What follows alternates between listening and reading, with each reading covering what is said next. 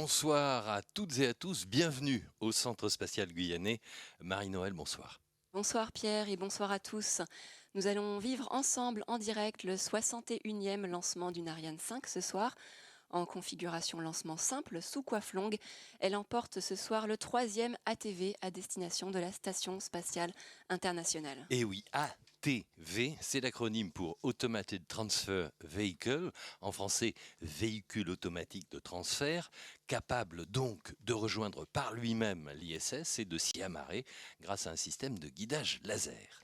Voilà, et après Jules Verne et Johannes Kepler, nous lançons Edoardo Amaldi et nous y reviendrons plus tard. Oui, Edoardo Amaldi, un Italien. C'est le deuxième lancement depuis Kourou cette année, après le beau succès de Vega, le dernier lanceur européen qui vient compléter la gamme Ariane Espace. Mais tout de suite, Jean-Jacques Dordain, le directeur général de l'Agence spatiale européenne. Alors nous sommes ici pour un troisième grand rendez-vous en 6 mois pour l'Agence spatiale européenne, ici à Kourou, avec voilà 6 mois le premier lancement de Soyouz avec les 2 premiers satellites Galileo, ensuite le premier lancement du lanceur Vega, et aujourd'hui lancé par Ariane le 3e ATV Edoardo Amaldi vers la Station spatiale internationale. Donc, comme vous le voyez, la famille est maintenant complète avec Soyouz, Vega et Ariane. Et puis, la famille ATV est également en train de se compléter puisque c'est le 3e. 1 an après le 2e, on est capable de lancer ce véhicule qui est le véhicule le plus lourd qu'on ait jamais fabriqué en Europe, et puis le véhicule le plus intelligent aussi puisqu'il fait des rendez-vous et des accostages automatiques avec la station spatiale. Et le fait que l'industrie puisse faire chaque année maintenant un ATV et le lancer, c'est un exploit industriel que je souhaite saluer. Et oui, c'est un exploit, c'est vrai. Et Ariane 5, c'est la star ce soir. Ariane 5, un peu moins de 15 minutes du décollage. Nous vous parlons depuis le bâtiment Jupiter. C'est là que nous sommes, à 13 km du lanceur. Tout est au vert, comme vous allez pouvoir bientôt le voir sur vos écrans. Voilà le tableau des verts qui présente en temps réel la synthèse des systèmes nécessaires aux opérations de lancement, puis à la poursuite du lanceur en vol. On y suit par exemple l'état des satellites, du satellite ce soir, du lanceur, les installations sol, la météo, le réseau des stations de contrôle, etc. Et oui, on va dire tout simplement aussi qu'ici, à Jupiter, eh bien, ils sont tous à leur pupitre au centre de contrôle, responsable technique de la base, responsable opérationnel de l'ATV. Nous allons découvrir la cellule de vol, présidée comme d'habitude par Jean-Yves Le Gall. Exceptionnellement ce soir, je crois qu'il est accompagné de Jean-Jacques Dordain. Et puis la cellule de vol, on va dire, c'est le centre de décision. C'est le centre de décision pour chacun des vols d'Ariane Espace. La cellule de vol est composée de Patrick Loire, le directeur de l'établissement d'Ariane Espace à Kourou, d'Édouard Pérez, le directeur technique central d'Ariane Espace, et de Michel Aymar, le directeur des lanceurs du CNES ce soir. J'ai vu PF Beneteau également. Alors la cellule de vol, eh bien, elle constitue l'autorité décisionnelle en liaison permanente avec le centre de lancement numéro 3, il faut le préciser. Voilà, c'est du CDL3 que les équipes mettent en œuvre le lanceur afin d'obtenir le pré-synchro général, l'étape indispensable au lancement de la séquence automatique finale de contrôle aboutissant au décollage. Alors, nous sommes à 13 minutes et 20 secondes de ce H0, l'heure du décollage, l'heure à laquelle Ariane 5 va s'élancer de son pas de tir ici en Guyane. Mais tout de suite, nous allons partir en images pour un résumé de la mission ATV3, le contexte de cette mission et quelques informations sur son chargement. Le 3e ATV a été baptisé Edoardo Amaldi en l'honneur du célèbre physicien italien. Le tout premier, appelé Jules Verne, était lancé en 2008, démontrant les techniques avancées de rendez-vous et d'amarrage automatisé de ce vaisseau cargo. L'an dernier, c'était la mission Johannes Kepler. Lancer l'ATV à 1 an seulement d'intervalle a constitué un véritable défi. En effet, à peine l'exploitation des résultats de Kepler terminée, Edoardo Amaldi était prêt à partir pour Kourou. Maintenant que la navette ne vole plus, les autres moyens de ravitailler la station internationale jouent un rôle crucial, que ce soit le Progress russe, le HTV japonais et particulièrement la TV. D'autres véhicules sont prévus, mais la TV est le plus polyvalent. Il peut en effet emporter le plus gros volume de fret, mais il peut aussi, une fois intégré au complexe orbital, se charger de maintenir l'orbite de l'ISS et faire les manœuvres d'évitement de débris spatiaux. Le chargement d'Eduardo Amaldi représente pratiquement 6 tonnes 5, 2 tonnes 5 de cargaison dans les racks et dans ses réservoirs 280 litres d'eau, 100 kg d'oxygène et d'air, 860 kg de carburant destiné à la station et presque 3 tonnes de carburant pour l'ATV lui-même et les manœuvres de contrôle d'attitude et de rehaussement d'orbite de l'ISS. Le fret est constitué de vêtements, de pièces détachées, d'équipements, d'objets personnels pour l'équipage et de cadeaux surprises envoyés par leur famille. Des sacs de denrées fraîches ont également été installés quelques semaines seulement avant le lancement. Ça fait toujours plaisir de recevoir de la nourriture sur la station, surtout des produits frais. En fait, on mange bien là-haut, la nourriture est très bonne, mais c'est tellement agréable de recevoir des vraies tomates, de vraies oranges, on s'en réjouit d'avance. Eduardo Amaldi restera amarré à l'ISS pendant près de 6 mois. Il s'en détachera fin août en emportant un volume record de déchets solides et liquides. À peine se sera-t-il consumé dans l'atmosphère qu'on commencera déjà à préparer le 4e ATV, baptisé Albert Einstein. Voilà, alors puisque c'est l'une des missions de la TV et comme André Kuipers vient de nous en reparler, nous voulions évoquer avec vous ce soir la nourriture et la cuisine spatiale. Oui, on voulait vous dire que cela a démarré tout simplement avec un cosmonaute russe qui a grignoté quelques crackers alors qu'il était en orbite autour de la Terre.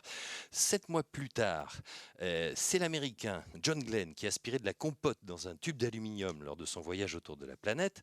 Et très vite, il y eut des cubes de nourriture compressés et des pilules, mais c'était pas vraiment ragoûtant. Alors forcément, quand les équipages revenaient, on se rendait compte qu'ils rapportaient tous les repas en pilules. Eh oui. Il a donc fallu étudier la possibilité de menus un peu plus appétissants. Et aujourd'hui, les menus sur l'ISS comportent plus de 100 choix de plats. Ben oui, plus de 100 choix de plats et les astronautes peuvent indiquer leurs préférences des mois avant de s'envoler. Comme ça, on prépare les choses et les Français élaborent même certains plats avec les meilleurs chefs de l'Hexagone. On ne citera pas de nom, mais c'est la réalité. Ça s'est largement amélioré la cuisine dans l'espace. Alors, sous nos yeux, eh bien voilà, on a Ariane 5 à 9 minutes et 30 secondes du décollage. On va vous présenter ce lanceur.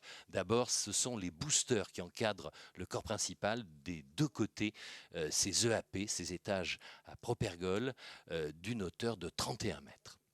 Ils encadrent le PC, l'étage principal, d'une hauteur de 31 mètres, une masse de 14 tonnes, avec à son pied le moteur Vulcain 2. Juste au-dessus de cet étage principal, eh bien, l'étage à propergole stockable, l'EPS, qui lui est beaucoup plus petit, puisqu'il mesure simplement 3,36 m, et au-dessus. Au-dessus, la coiffe, donc pour une hauteur de 17 mètres, une masse de 2,5 tonnes qui englobe ce soir donc l'ATV. Et oui, l'ATV, on ne le voit plus puisqu'il y a la coiffe par-dessus. Particularité de ce soir, il n'y a pas de fenêtre de lancement. C'est important. Voilà, la tentative se fera à heure fixe, le H0, l'instant correspondant à l'envoi de l'ordre d'allumage du moteur Vulcain, est programmé à 1h34 heure de Kourou et donc 5h34 pour la métropole. Par conséquent, une fois la séquence synchronisée engagée à H0-7 minutes, contrairement à d'habitude, tout arrêt sera aussitôt sanctionné par un report de lancement. Absolument. Alors lors de cette séquence synchronisée, eh bien, les éléments électroniques, tous les organes propulsifs des différents étages se configurent en vue du décollage. Ces opérations, eh bien, elles sont pilotées depuis le centre de lancement numéro 3 de façon entièrement automatique, mais enfin avec beaucoup d'équipes pour les superviser. Tous les moyens donc participant au lancement sont synchronisés, on peut le dire, par le temps décompte, un temps décompte qui est distribué par le CSG. Voilà, et le début de cette séquence de contrôle automatique va justement bientôt être annoncé à moins 7 minutes. Le DDO ce soir, c'est Damien Simon. Et par ces annonces, il permet à chacun d'être informé du déroulé de la chronologie. Il assure ainsi l'interface entre toutes les équipes qui travaille en ce moment. Eh bien oui, tout le monde l'écoute, hein, Damien Simon, ici, bien évidemment, en Guyane, mais aussi les stations aval. Bref, tous ceux qui ont besoin d'être renseignés sur la manière dont ça avance au CSG. Et ce lancement, eh bien, il avance bien puisque nous sommes bientôt en À début de tous, le séquence DDO. synchronisée. Nous Attention pour allons la séquence finale écouter lanceur. Damien Simon. Damien Simon a un bel organe, on l'entend bien, hein, ce DDO. C'est à lui justement. Top H0 moins 7 minutes. Voilà, début de la séquence synchronisée. Marie-Noël, en 7 minutes, donc le lanceur va devenir progressivement autonome. Voilà, cette séquence synchronisée est suivie par les équipes d'Arianespace au CDL3, à 3 km seulement de la zone de lancement, dans un bâtiment blindé et étanche. Ce sont ces équipes qui interviennent directement sur le lanceur et les moyens sols de l'ELA jusqu'au décollage. Et voilà, oui, Ariane 5 que l'on voit sous nos yeux, elle est reliée vraiment directement par les équipes qui sont au plus près d'elle. Ce sont ces équipes au CDL3.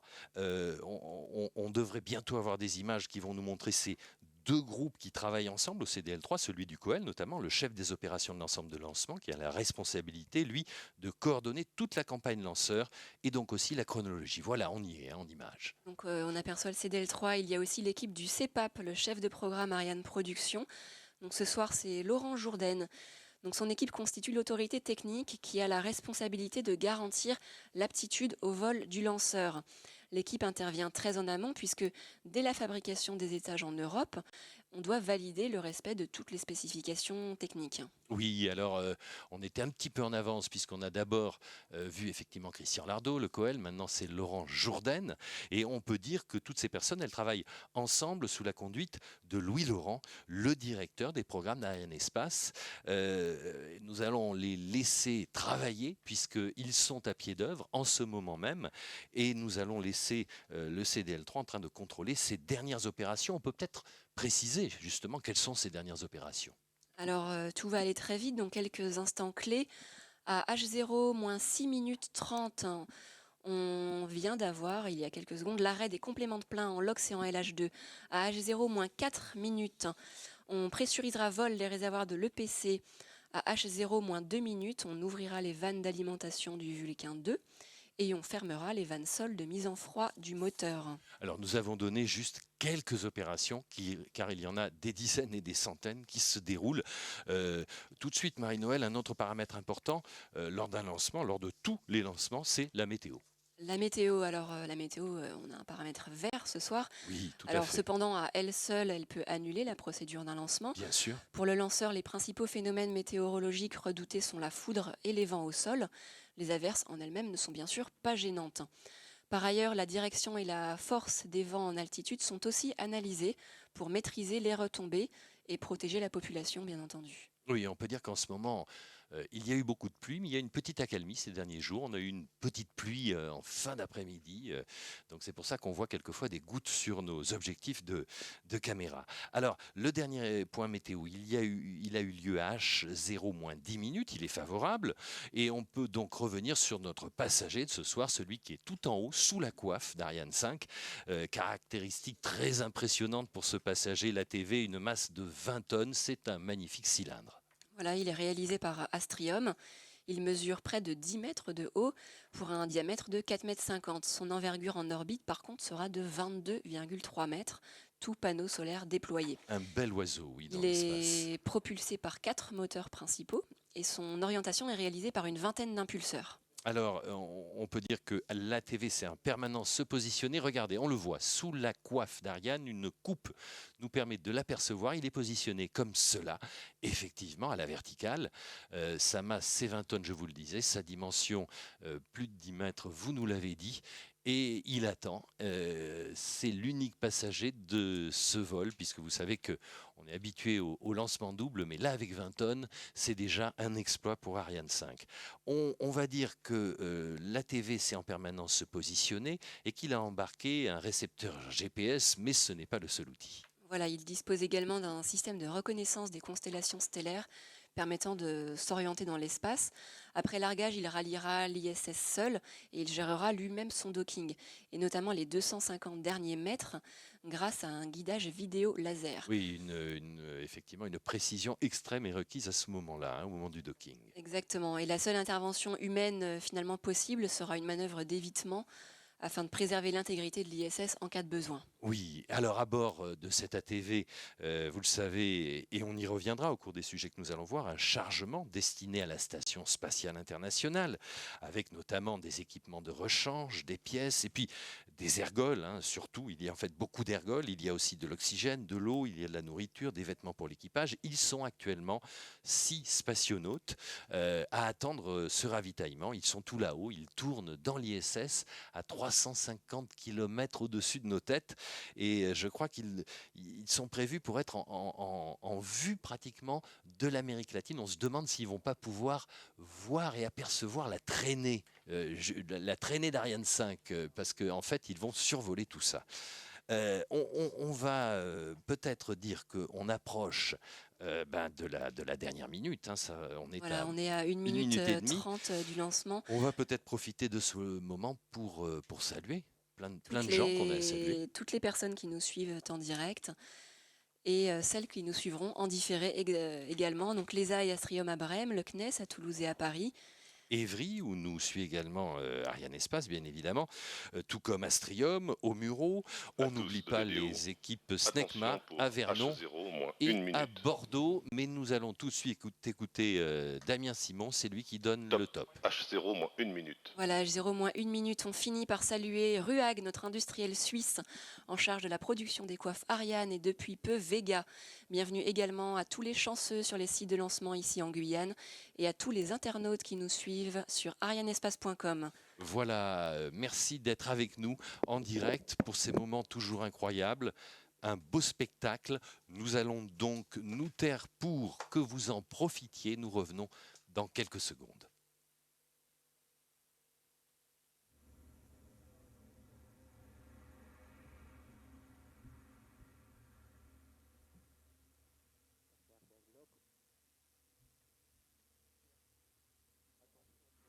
À tous de DDO, attention pour le décollage. 10, 9, 8, 7, 6, 5, 4, 3, 2, unité, top, allumage Vulcain. Allumage confirmé. Top, allumage EAP, décollage.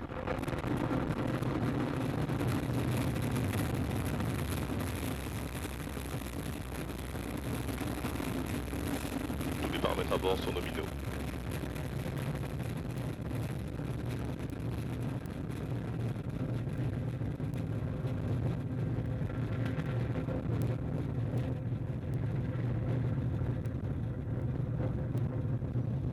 Tous les paramètres à bord sont normaux. La trajectoire est nominale.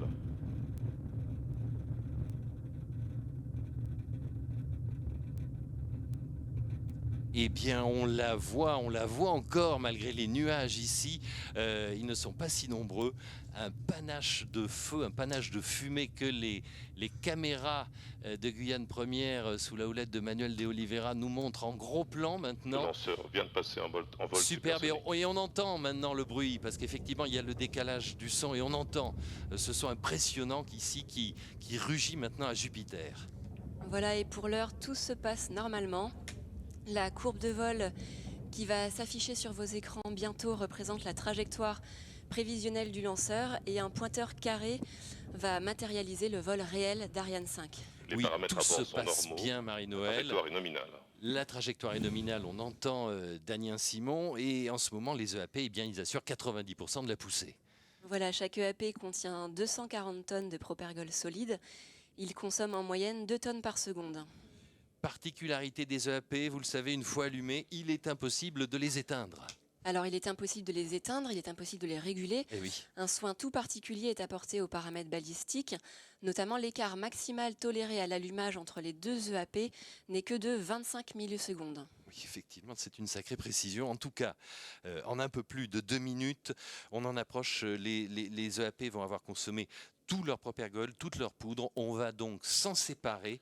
Tous les paramètres à bord sont normaux. Et tout est normal, tout va bien pour notre Ariane 5, qui va donc bientôt se séparer de ces 2 boosters qui ont assuré le principal du travail lors du décollage. Séparation des EAP, Voilà. des étages d'accélération à poudre. Voilà, le DDO vient de l'annoncer, donc séparation annoncée. Pour chacun des EAP, ce sont 4 découpes pyrotechniques et 8 fusées d'éloignement qui permettent la séparation des étages. Ensuite, un système de neutralisation entaille la structure afin qu'elle sombre au plus vite dans l'océan. Et oui, Ariane 5 ne pèse plus actuellement qu'une centaine de tonnes et l'EPC avec son moteur Vulcain 2, eh bien, il poursuit maintenant tout seul son travail de poussée, alors qu'on a une image, non, là il y a plus de AP, hein. Là notre programme nous trahit un tout petit peu, mais en tout cas Ariane 5 poursuit sa route de manière tout à fait nominale. Voilà, quelques informations sur la coiffe maintenant. Oui. Une coiffe qui mesure 17 mètres, qui assure la protection de la charge utile pendant le vol atmosphérique. Elle est constituée de 2 demi-coiffes formées à partir de 10 panneaux. Alors cette coiffe, elle a été conçue pour être la plus légère possible. Ces panneaux ont une structure sandwich, hein, avec une âme en nid d'abeille d'aluminium qui est prise entre 2 pots carbone. Regardez, séparation de la coiffe, c'est annoncé. Les 2 demi-coiffes qui battent dans l'air, c'est ce qu'on appelle la respiration de la coiffe. Ça y est, c'est fait. Voilà, maintenant l'EPC, lui, est presque à la moitié de sa mission. Il lui reste moins de 5 minutes de propulsion par son moteur Vulcain, qui délivre actuellement une poussée de l'ordre de 136 tonnes. Alors l'étage EPC va fonctionner pendant 534 secondes précisément. Voilà, il emporte dans ses réservoirs 150 tonnes d'oxygène liquide à moins 160 degrés et 25 tonnes d'hydrogène liquide à moins 253 degrés. Voilà, nous sommes ensemble et en direct pour ce vol qui transporte l'ATV numéro 3 Eduardo Amaldi. Tout se passe bien, mais tout de suite, un dernier coup d'œil aux informations du spatial. Le lundi 13 février 2012, l'Agence spatiale européenne a effectué avec succès le premier lancement de Vega et a mis en orbite 2 satellites scientifiques et 7 picosatellites. Cette réussite historique de l'Europe spatiale permet à Arianespace de disposer désormais de la plus vaste gamme de services de lancement commerciaux. Lors du World Space Risk Forum fin février à Dubaï, Arianespace a réaffirmé son engagement depuis 27 ans au service des opérateurs de télécommunications du Moyen-Orient, dont les 3/4 des satellites ont été lancés par Arianespace. Arianespace et l'Agence spatiale européenne ont signé le 2 février dernier un accord pour le lancement par Ariane 5 d'une partie des satellites Galileo en 2014 et 2015 afin d'achever le déploiement de cette constellation. Les 26 satellites Galileo seront mis en orbite par des lanceurs Soyouz et Ariane 5 depuis le centre spatial guyanais. À l'occasion de sa participation à Satellite 2012, qui s'est déroulée mi-mars à Washington, Arianespace a confirmé qu'elle est la société de référence pour les plus grands opérateurs et constructeurs de satellites. À cette occasion, Arianespace a signé 2 nouveaux contrats. Il s'agit du lancement du satellite Jabiru 1 pour l'opérateur australien Newsat, ainsi que Eutelsat 25B S-Ailsat 1 pour l'opérateur Eutelsat et son partenaire du Qatar, S-Ailsat. Eh bien oui, les satellites et les lanceurs se pressent en Guyane et ils ont bien raison car depuis le CSG, eh bien Ariane 5, Soyouz, Vega bénéficient tous les 3 de la meilleure base de lancement au monde. Voilà, on est tout près de l'équateur, ce qui nous permet de bénéficier d'un effet de fronde maximum, ce qui permet de gagner de la vitesse et donc de la performance. Autre avantage naturel, le CSG est situé dans une zone non cyclonique, non sismique. Et puis bien sûr, sur la base spatiale, on a les installations qui peuvent accueillir tous les types de satellites en partance pour toutes les trajectoires possibles. Et puis surtout, des équipes formidables avec des hommes, des femmes qui connaissent parfaitement leur métier respectif. Mais tout de suite, la campagne lanceur avec Christian Lardot. La campagne lanceur a commencé le 2 novembre 2011. L'assemblage de cette Ariane 5 EPS a été effectué par Astrium dans le bâtiment d'intégration lanceur. Cette phase d'intégration a consisté à ériger l'étage principal cryotechnique, à faire l'assemblage avec les 2 étages d'accélération à poudre et ensuite à ériger l'étage à propulsion stockable qui est un étage qui n'est utilisé que pour les versions A5ES dédiées au lancement des véhicules ATV.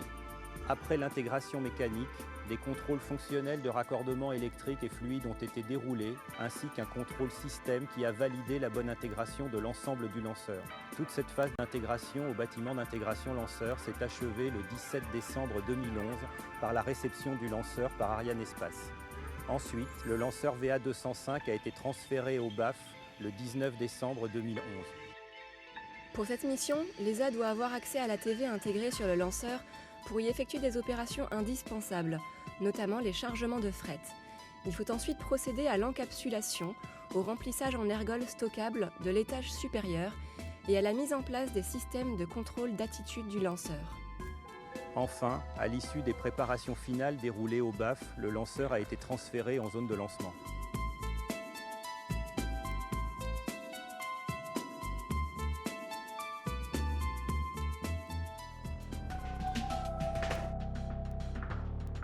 Voilà, donc pendant le sujet sur la campagne lanceur, le DDO nous a annoncé l'acquisition du lanceur par la station navale Ariane, un bateau spécialement posté sous la trajectoire au milieu de l'Atlantique. Alors nous sommes à moins d'une minute maintenant du passage de relais avec l'étage à propergol stockable. Alors en effet, le PC a pratiquement consommé tous ses ergols. C'est ça. Il va être largué et il restera alors en vol, 28 tonnes. En moins de 10 minutes, Ariane 5 a perdu près de 96% de sa masse. Ah oui, c'est une sacrée cure d'amaigrissement. Vous le voyez, l'altitude c'est 134 km et la vitesse c'est 7 km par seconde. Alors, il l'a annoncé. Extinction de l'EPC sur commande de guidage. Voilà. Extinction de l'EPC. Séparation de l'étage principal cryotechnique. Séparation concomitante et allumage de l'étage à propergol stockable. Particularité de cet étage, il va être allumé 3 fois. Alors, premier allumage, c'est annoncé, mais nous venons d'assister au premier allumage qui va durer, lui, 8 minutes. 8 minutes de poussée, hein. C'est la première poussée de l'EPS. Voilà, le lanceur va poursuivre sa phase balistique pendant 42 minutes, puis on rallumera l'EPS pour un deuxième boost. Ce que l'on cherche à faire en réalité, c'est à installer la TV sur une orbite circulaire de 260 km d'altitude. Après son premier boost, le composite aura rejoint une orbite elliptique d'apogée 256 km et de périgée 136 km. Et alors, l'EPS, il fera son deuxième boost pendant 28 secondes. C'est un boost très court, hein. Il servira à ce boost à circulariser la trajectoire à 260 km précisément. Et c'est donc sur cette trajectoire que l'on va se séparer de la TV. Mais on peut dire tout de suite qu'il y aura un troisième allumage également. Alors il y aura un troisième allumage car nous aurons achevé la mission pour notre client, mais pas pour notre lanceur. À des altitudes aussi basses, on veut contrôler la rentrée de l'EPS dans l'atmosphère. Et c'est pour cela qu'on réallumera l'EPS après une nouvelle phase de vol balistique. Ce sera H0 plus 2h24 minutes pour piloter sa descente vers l'océan Pacifique. Alors, l'EPS, il continue son travail. Écoutons à présent le directeur des programmes d'Arianespace, Louis Laurent, qui nous parle des métiers indispensables à la conduite d'une campagne de lancement. Puisque, rappelons-le, Arianespace est l'opérateur de tous les ensembles de lancement sur la base aujourd'hui. On l'écoute. Bonjour. Avec la mise en œuvre récente des systèmes de lancement Soyuz et Vega depuis le CSG, la fonction de maître d'œuvre industriel des opérations des ensembles de lancement prend plus d'importance chaque jour dans l'activité de la société.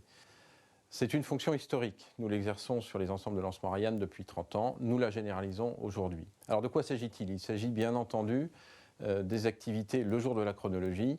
Je dirais que c'est la partie émergée de l'iceberg.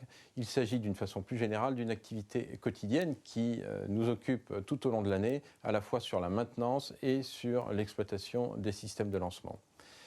Il s'agit de métiers spécifiques. Typiquement, le remplissage simultané de 4 réservoirs cryotechniques quand nous mettons en œuvre une Ariane 5 ECA est quelque chose d'unique. Ce sont des opérations qui sont très liées à notre relation avec le client puisque nous mettons en œuvre les opérations d'intégration du satellite sur le lanceur. Nous nous appuyons d'abord sur une équipe Arianespace et puis sur un tissu industriel de quelques 500 personnes compétents et expérimentés. Nous vous proposons donc dans les vidéotransmissions à venir de vous présenter ces métiers opérationnels par une série de portraits et nous commencerons aujourd'hui par celui de Christophe Melin, l'un de nos meilleurs spécialistes sur la mise en œuvre de l'étage à propulsion stockable que nous utilisons aujourd'hui. Je suis ce que l'on appelle un chef de spécialité EPS. À ce titre, je suis amené à réaliser un certain nombre d'opérations de préparation et de contrôle de l'étage à propergol stockable.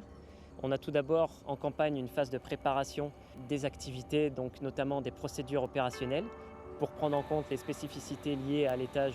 On a ensuite les opérations en elles-mêmes qui peuvent se dérouler sur différents lieux, notamment le BAF, le bâtiment d'assemblage final, ou en ZL, zone de lancement. Donc aujourd'hui, nous sommes dans une phase de préparation en vue du remplissage du SCA. Donc à ce titre, nous raccordons toutes les interfaces entre les installations sol et le lanceur pour permettre le remplissage du SCA en hydrazine. Donc nous travaillons avec des industriels sur la base de lancement, donc, qui peuvent être liés purement au lanceur, comme Astrium ou comme CGLEC, qui vont très bien connaître tout le process sol lié à la base de lancement. Et justement, le rôle des ingénieurs opérationnels Arianespace dans ce milieu, c'est de connaître et d'interfacer tout ce monde-là pour dérouler des opérations nominalement et en toute quiétude. On a aussi des opérations qui peuvent être déroulées au centre de lancement, donc au niveau des pupitres opérationnels, pour piloter le process à distance. Aujourd'hui, nous réalisons une opération de remplissage EPS, donc en MMH, monométhyl hydrazine. Donc c'est une opération assez dangereuse qui utilise des ergols toxiques et qui dure 7 heures. Pour ceci, nous travaillons avec des ergoliers en tenue lourde et je suis au pupitre au CDL pour activer le process à distance. Ensuite intervient la chrono de lancement, donc on fait partie de l'équipe de lancement sur un sous-système en particulier. Après ce lancement, nous avons une phase d'analyse de type niveau 0 pour exploiter tous les paramètres liés à la chronologie et d'améliorer le process pour les lancements suivants. Les compétences requises pour un chef de spécialité EPS sont tout d'abord des compétences techniques, donc notamment en mécanique des fluides, en thermodynamique, thermique, hydraulique. Il faut aimer le travail en équipe, donc beaucoup de travail en équipe avec des industriels différents. Ensuite, il faut être disponible, il faut être à l'écoute, savoir prendre en compte les remarques de chacun. On travaille avec des gens qui ont beaucoup d'expérience, qui sont spécialistes dans chaque sous-système, donc il faut savoir les écouter.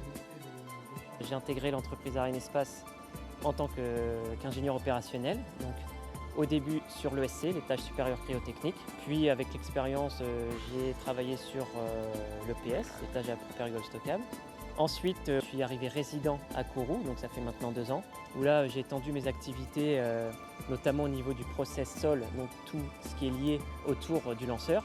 Donc en tant qu'autorité technique du process sol ESC, sont arrivées aussi des fonctions d'ingénieur de marque, et avec l'arrivée de la gamme, donc avec Soyuz et Vega, on peut être amené également à travailler sur ces différents ensembles de lancement, au niveau du frégate en ce qui me concerne, ou de la VOOM pour Vega. Ce que j'apprécie vraiment dans mes différentes activités, c'est que c'est un métier très concret. On intervient beaucoup sur le terrain en tant qu'ingénieur opérationnel. Et donc il n'y a pas du tout de monotonie, il y a toujours de la motivation. Et en plus, on est amené à travailler sur différents sites, différents systèmes, à ne jamais faire la même chose sur différentes campagnes. Et c'est ça qui est vraiment appréciable. Pour revenir à notre lanceur, regardez sur la carte, c'est formidable, on voit le petit point là au-dessus des Açores et puis bientôt eh bien, le lanceur va passer au-dessus de l'Europe. Voilà, en ce moment, c'est le moteur Aestus de l'EPS qui assure la propulsion. Sa poussée dans le vide est de l'ordre de 3 tonnes. Et ce moteur, eh bien, il utilise des ergols dits stockables, des dérivés hydrazine et puis du peroxyde d'azote qui ont pour particularité de s'enflammer spontanément au contact l'un de l'autre. Voilà, et pour gérer extinction et rallumage, des ordres séquentiels sont envoyés par le calculateur de bord. Ils vont commander une série de vannes électriques spécialement étudiées pour cette fonction. Alors on va préciser, on va être un petit peu technique, hein, mais le calculateur de bord est situé dans la case à équipement et il est redondé pour des questions de sécurité. Voilà, la case équipement, c'est un peu le cerveau du lanceur. C'est un élément en composite carbone qui accueille les équipements nécessaires aux lanceurs, comme les calculateurs, les centrales inertielles, l'électronique séquentielle. Et puis en plus du système électrique lanceur, elle contient le système de contrôle d'attitude du composite supérieur. Le SCA va orienter le composite supérieur en fonction de ses propres données de positionnement. Voilà, et c'est le calculateur de bord qui corrigera la position du lanceur pour qu'il puisse suivre la trajectoire prévue. Alors, le lanceur, eh bien, à bord sont normaux. on le sait, il est totalement autonome, il ne reçoit aucune donnée depuis le sol, et dans un instant, eh bien, voilà, il va... de la phase balistique qui va durer un peu plus de 42 minutes. Voilà, le DDO vient de nous annoncer la première extinction de l'EPS. On rentre dans la phase balistique. Et regardez sur ces images en 3D qu'effectivement nous avons eu une extinction et on rentre dans une phase balistique. Le lanceur va continuer sur sa lancée. Alors dans quelques instants, sur ces belles images que vous voyez avec la ligne de l'horizon, on va avoir dans quelques instants Jean-Yves Le Gall, je pense, qui va prendre la parole. Il est en train de... Mais avant qu'il vienne, on va quand même dire que dans 30 minutes environ, je crois, un petit peu moins que ça même, dans 20 minutes, nous aurons un plateau avec un spationaute. Eh bien oui, il s'appelle Leopold Eyarts. Il a volé 2 fois sur Mir et sur l'ISS et il viendra vous donner des explications. Nous avons une maquette de l'ATV en 3D, comme sur l'écran, mais elle est posée à Jupiter sous l'œil de nos caméras. Et puis nous avons également une maquette de l'ISS. Et Leopold Eyarts, on peut dire qu'il a participé à un premier vol à bord de Soyouz à destination de la spatiale Mir. Et puis ça a duré... destination de Mir en 1998 pour une mission de 3 semaines. Il a réalisé diverses expériences dans les secteurs de la recherche médicale, de la neurologie, de la biologie, de la physique et de la technologie. Et cette première mission donc, a duré 21 jours, 3 semaines, mais il est reparti. Alors c'est 10 ans plus tard, parce qu'il est allé 10 ans à Houston. J'ai eu l'occasion de parler avec lui, donc c'est en février 2008, à bord de la navette Atlantis, qu'il est reparti, et cette fois vers la Station spatiale internationale, une mission qui était essentiellement, d'ailleurs il aura, j'espère, l'occasion de nous en parler tout à l'heure, l'installation du laboratoire européen Columbus. Mais tout de suite, c'est Jean-Yves Le Gall qui nous donne quelques précisions. Donc, comme vous l'avez vu, la première partie de la mission s'est parfaitement bien passée. Et donc, à présent a débuté la phase balistique. Donc, l'étage à propergol stockable, l'EPS qui est fabriqué à Brême, est en train de survoler l'Europe, puis il va survoler le sud-est asiatique et l'Australie. L'EPS fonctionnera de nouveau pendant 28 secondes et un peu plus tard, à 2h37 minutes et 55 secondes heure de Kourou, il sera séparé de la TV3 Eduardo Amaldi. Là, ce qui nous attend, donc je vous donne rendez-vous dans à peu près une quarantaine de minutes pour assister à la deuxième partie de la mission. Merci. Voilà les précisions de Jean-Yves Le Gall, mais tout de suite un sujet sur le cargo de l'espace, c'est l'ATV, c'est l'ATV numéro 3, Eduardo Amaldi.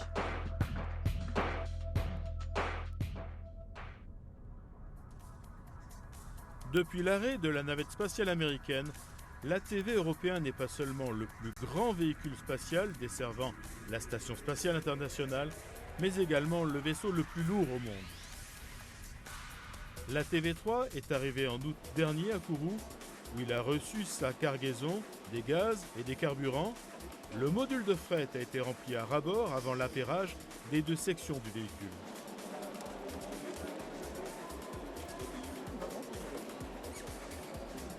Une centaine de sacs ont été solidement attachés dans les racks, avec 2 racks de plus que pour les missions précédentes. Chaque élément a reçu un code barre pour être facilement identifié au déchargement et disposé afin que la masse soit répartie de façon optimale. La TV3 transportera de la nourriture, des vêtements, du ravitaillement, des pièces détachées, des expériences, ainsi qu'une lettre écrite à la fin des années 50 par Eduardo Amaldi, le célèbre physicien italien qui a donné son nom à la TV. Adressée à un de ses collègues, cette lettre évoque la possibilité pour l'Europe de joindre ses efforts dans le domaine spatial. En janvier dernier, après la fin de l'intégration de la TV, ont démarré les remplissages en ergol. 5400 kg de carburant pour le contrôle d'attitude de l'ISS et le rehaussement de son orbite, et 860 kg de carburant qui seront transférés dans les segments russes de la station. 100 kg de gaz, d'air et d'oxygène et 280 litres d'eau potable ont aussi été chargés dans les réservoirs de la TV. Mais ce n'est pas tout. On a multiplié par 2 la capacité en chargement de dernière minute de la TV3. Quelques semaines seulement avant le lancement dans la cabine pressurisée, cela via le sas avant et le port d'amarrage du véhicule. Jusqu'à présent, la masse maximum par élément était fixée à 30 kg, mais des procédures ont été mises au point permettant d'embarquer les 60 kg d'une unité de recyclage d'eau nécessaire à la station.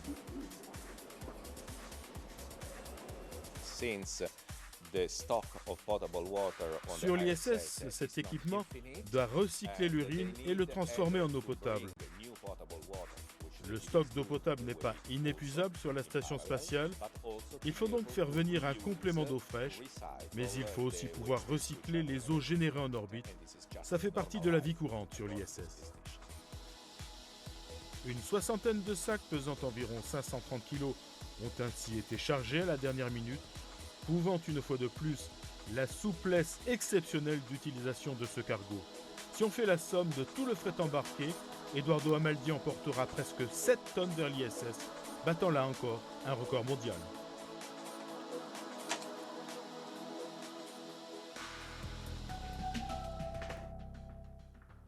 Saluons au passage, pendant que tout va bien pour notre Ariane 5, le petit-fils d'Eduardo Amaldi qui est présent parmi nous ce soir.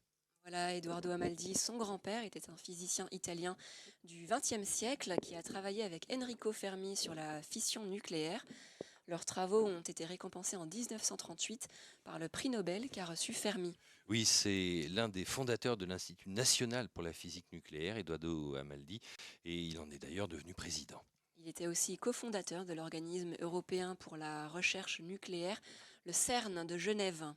Et l'ATV 4 et l'ATV 5, eh bien, ils ont déjà été baptisés. Ce sont des noms prestigieux, Albert Einstein et Georges Lemaître, que tout le monde ne connaît pas, mais apprendra à connaître tout de suite un sujet sur la campagne ATV 3 avec Jean-Marc Durand.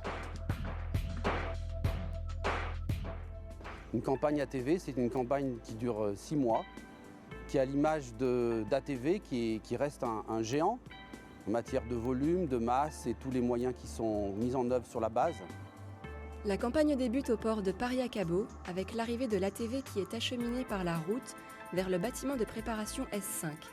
On intègre les panneaux solaires, le module pressurisé et l'ATV prend sa forme finale. Vient ensuite la phase de vérification et de test qui permet de donner le feu vert aux opérations de remplissage en ergol, puis au chargement en oxygène et en eau destiné au ravitaillement de l'ISS. L'ATV est alors prêt à rejoindre le bâtiment d'assemblage final. Ça met fin à 5 mois de préparation. Et là, on rentre dans un autre monde qui est le monde du lanceur et des opérations combinées. Arrivée dans le BAF, l'ATV est sortie de son container et hissée au sommet d'Ariane 5. Une manœuvre spectaculaire vu ses dimensions impressionnantes. Une fois cette intégration achevée, les opérations de chargement peuvent commencer. On rentre le fret à la verticale par le haut de l'ATV. Une fois la cargaison chargée à bord, il faut refermer le sas et tester l'étanchéité du véhicule.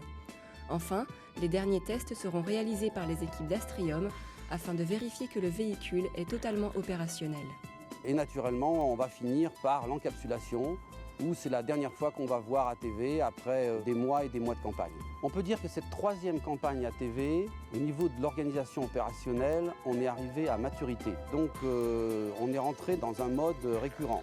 Il y a aussi des personnes qui ont travaillé sur les dernières campagnes, qui font partie encore de cette campagne-là, qui ont apporté tout leur savoir et leur expérience. Et ce qui fait qu'on retrouve à chaque campagne un noyau de personnes qui ont l'expérience et qui permettent, à chaque fois que des questions se posent, de rappeler l'expérience qu'on a vécue sur les 2 dernières campagnes et à ce point-là d'optimiser encore et encore la campagne. Alors, on peut dire, pendant que tout se passe bien pour l'ATV qui est propulsée par l'étage à propergol stockable, eh bien, on peut dire qu'au fil du temps, entre Kourou et Sinnamary, ici en Guyane, le port spatial de l'Europe, c'est devenu un véritable complexe dédié aux activités spatiales, un complexe qui s'étend sur 700 km². Voilà, la base spatiale comprend également des unités de production comme l'usine Régulus qui fournit la poudre pour les EAP, Air Liquide Spatial Guyane qui fabrique l'hydrogène et l'oxygène liquide, qui seront amenés plus tard par des citernes pour remplir le lanceur. Et sur le site, eh bien, vous le savez, la sécurité est omniprésente, elle doit l'être en raison d'opérations très délicates, de produits dangereux. On va saluer au passage, allez, la brigade des sapeurs-pompiers de Paris. Mais tout de suite, un sujet avec Pierre-Yves Bertin qui nous présente la relation entre ESA et Arianespace. Le 9 mars 2008, c'était le lancement du premier ATV. En 2011, suivait le deuxième ATV et aujourd'hui, en 2012, avec ce troisième lancement, le programme européen ATV entre dans une phase de maturité. Eduardo Amaldi représente surtout la confirmation de la capacité de l'Europe d'être capable de préparer et d'exécuter une mission aussi importante dans des délais très courts par rapport à la fin de la mission précédente. Donc, une confirmation de la capacité d'industrialisation du programme ATV, ce qui apporte ensuite à l'Europe, à l'ESA, une compensation en termes de coûts opérationnels de la Station spatiale internationale égale à la masse du frais qui est apporté à l'ISS et qui, dans le cas d'Eduardo Amaldi, à TV3, est égal à 6600 kg. Le retour d'expérience de l'ATV2 a mis en évidence la fiabilité du programme ATV. Hormis quelques corrections mineures, l'ESA a ainsi pu se focaliser sur les aspects fonctionnels et opérationnels. Nos efforts se sont surtout concentrés d'une part sur l'optimisation des procédures opérationnelles et d'autre part sur une amélioration considérable de la capacité de chargement des frais quand l'ATV est déjà intégrée sur le sommet de la fusée Ariane 5, de façon à pouvoir répondre de façon plus flexible aux besoins de nos partenaires. Chaque mission ATV est spécifique et ses particularités sont connues environ un an avant le lancement. L'ESA s'appuie sur la performance nominale du lanceur Ariane 5 EPS pour établir le chargement du cargo en fret et en ergol. Ces données précises sont exploitées par Arianespace pour préparer la mission et toutes les opérations associées. Un an est la durée de préparation standard d'une mission ATV. Mais sur ATV3, il a fallu s'adapter à un changement tardif de chargement. 2 mois avant le lancement, l'ESA a informé Arianespace que sur 2 tonnes de cargo sec, 250 kg devaient être retirés et remplacés par 250 kg d'ergol. En quelques semaines, Arianespace a dû revoir ses études pour vérifier que la préparation de la mission n'était pas remise en cause. Et au final, le changement de chargement a pu être appliqué. On le sait, la flexibilité, la souplesse et la réactivité ont contribué au succès d'Arianespace. La compétence et l'engagement de ses équipes permettent de relever de nombreux défis. L'ESA et Arianespace entretiennent des relations permanentes. Sur ATV, les équipes de l'ESA collaborent avec celles d'Arianespace pour réaliser le lancement sur Ariane 5. C'est une mission exceptionnelle puisque ATV est la charge utile la plus lourde jamais lancée sur Ariane 5. En parallèle, Arianespace continue d'assurer ses missions pour les opérateurs de télécommunications et c'est la fierté d'Arianespace de pouvoir conduire ces 2 types de missions très différentes avec le même niveau de service. On peut préciser tout de suite, peut-être Noël, que le projet, Marie-Noël, que le projet de la station spatiale, eh bien, il a été lancé en 1983 par Ronald Reagan. Il faudra attendre en fait la participation de la Russie et 1998 pour démarrer concrètement ce programme. L'ISS, à l'heure actuelle, c'est le plus grand des objets artificiels placés en orbite terrestre. Voilà, l'ISS dispose en permanence d'un équipage de 6 personnes. Elle s'étend sur 110 mètres de largeur, 74 mètres de longueur et 30 mètres de hauteur. Ces panneaux solaires représentent une superficie, eux, de 2500 mètres carrés. Alors il faut dire que la station spatiale se déplace en orbite autour de la Terre à une altitude d'environ 350 km et une vitesse de 27 700 km/h. 27 700 km/h, oui ça va vite. Elle fait plusieurs fois le tour de la Terre par jour. Et tout de suite on va retrouver un sujet sur l'historique des lancements scientifiques opérés par Arianespace.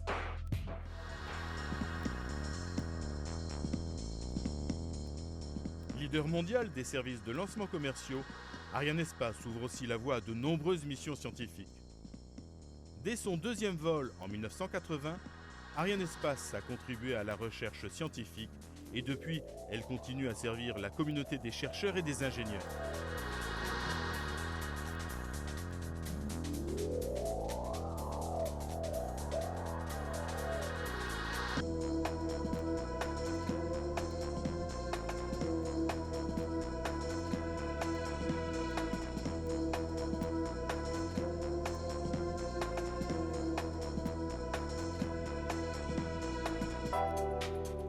La famille Ariane a lancé des dizaines de satellites, de sondes et de vaisseaux spatiaux qui nous ont permis d'approfondir nos connaissances dans des domaines aussi divers que l'astronomie, l'étude des comètes, la magnétosphère, les courants océaniques, la météorologie et bien sûr l'observation de la Terre et de son environnement.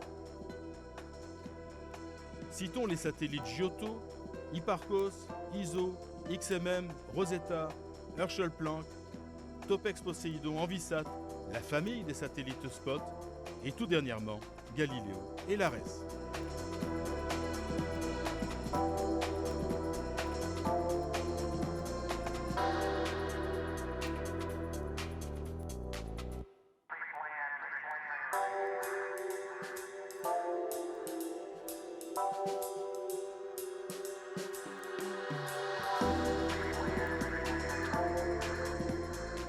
Que ce soit sur l'orbite géostationnaire ou héliosynchrone ou polaire, ces satellites ont permis à l'Europe de se placer à la tête de la recherche scientifique moderne. Ils nous ont procuré un ensemble de connaissances inestimables sur notre planète, mais aussi sur l'univers tout entier.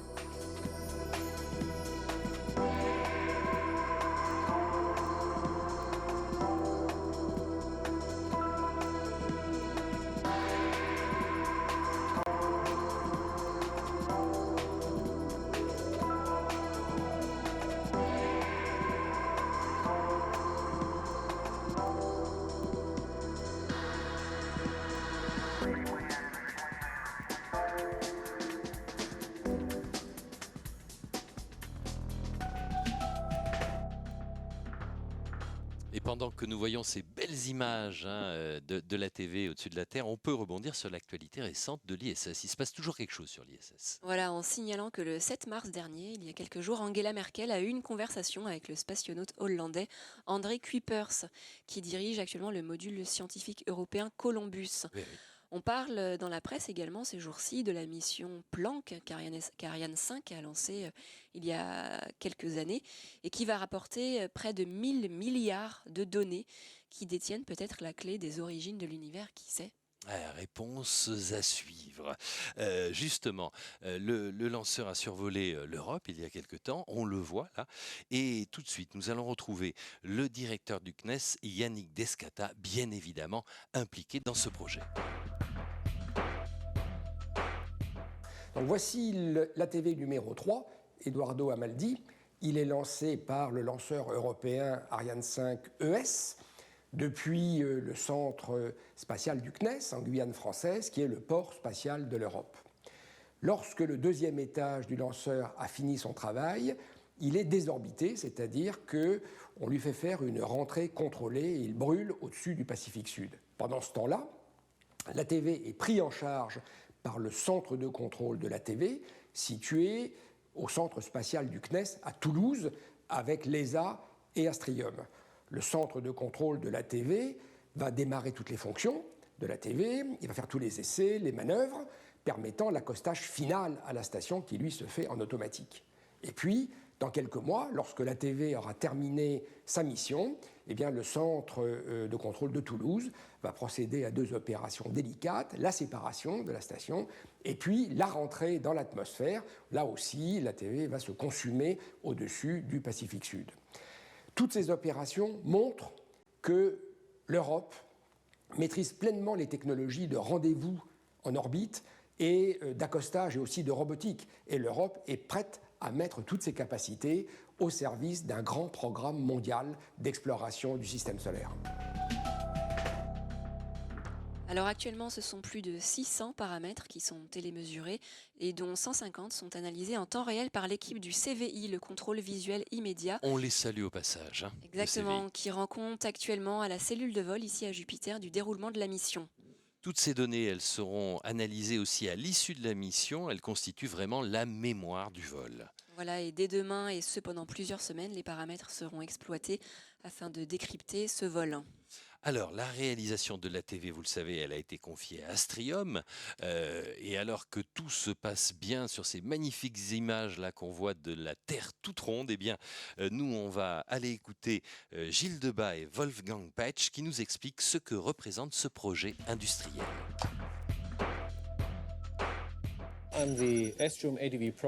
Je suis le directeur du programme ATV pour Astrium. C'est moi qui gère l'ensemble du programme ATV.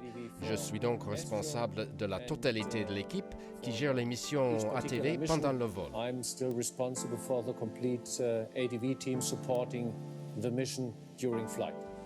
Je suis l'adjoint de Wolfgang et je suis responsable pour Astrium des opérations de l'ATV pendant les missions. Nous sommes responsables de la préparation et de la livraison de l'ATV et nous gérons aussi chacun des vols de véhicules spatials. Le programme ATV est fantastique. Il est rare d'avoir la chance de travailler sur un programme si fascinant et de participer à une coopération européenne aussi variée. Le résultat de cette coopération est extraordinaire et l'ATV va rendre de vrais services dans l'espace. C'est une grande chance pour nous de pouvoir réaliser le rêve de beaucoup de nos contemporains. Je suis bien sûr tout à fait d'accord avec ce que Wolfgang vient de dire. Nous sommes très fiers d'avoir conçu ce vaisseau spatial extrêmement complexe, très fiers aussi d'avoir pu le construire et de pouvoir le faire voler tous les ans. Ce qui pour moi, en tout cas, est extraordinaire. C'est qu'on est parti d'une feuille blanche pour obtenir enfin un véhicule spatial qui fonctionne bien et va ravitailler l'ISS tous les ans. Et nous sommes fiers que les Européens, comme on vient de le dire, accomplissent tous les ans une sorte de miracle en allant s'amarrer à la station spatiale pour la ravitailler.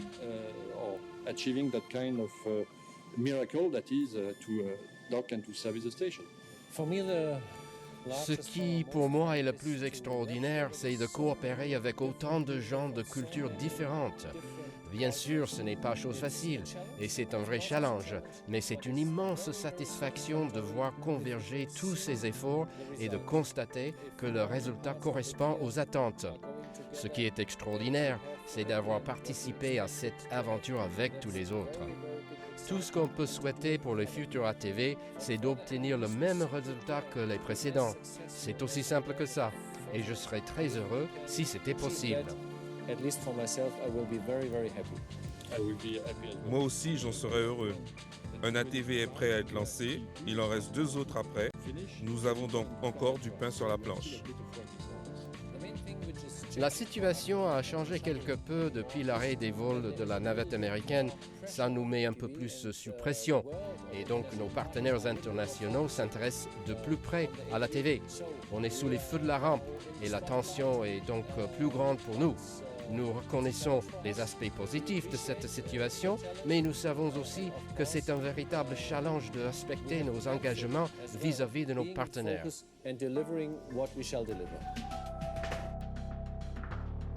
Voilà, tout se passe bien, on est toujours en phase balistique. Exactement, et juste une petite précision, donc le composite supérieur est actuellement exposé aux rayons solaires. Il est passé donc en mode rotatif dit barbecue. Et oui. De façon à ce que la TV n'ait pas toujours le même côté exposé au soleil. C'est une rotation lente, 2 degrés par seconde. Sans transition, évoquons tout de suite la communauté des villes Ariane, c'est important, celle-ci a été fondée en 1998. Sa mission, renforcer la coopération entre les villes et les industriels du spatial, bref, promouvoir le spatial européen. Exactement, et dans quelques secondes, nous allons faire un focus sur la ville de Brême, dont on retrouve ce soir le logo sur la coiffe d'Ariane 5. Brême qui préside cette année la communauté des villes Ariane. Et elle n'est pas seule, on y reviendra.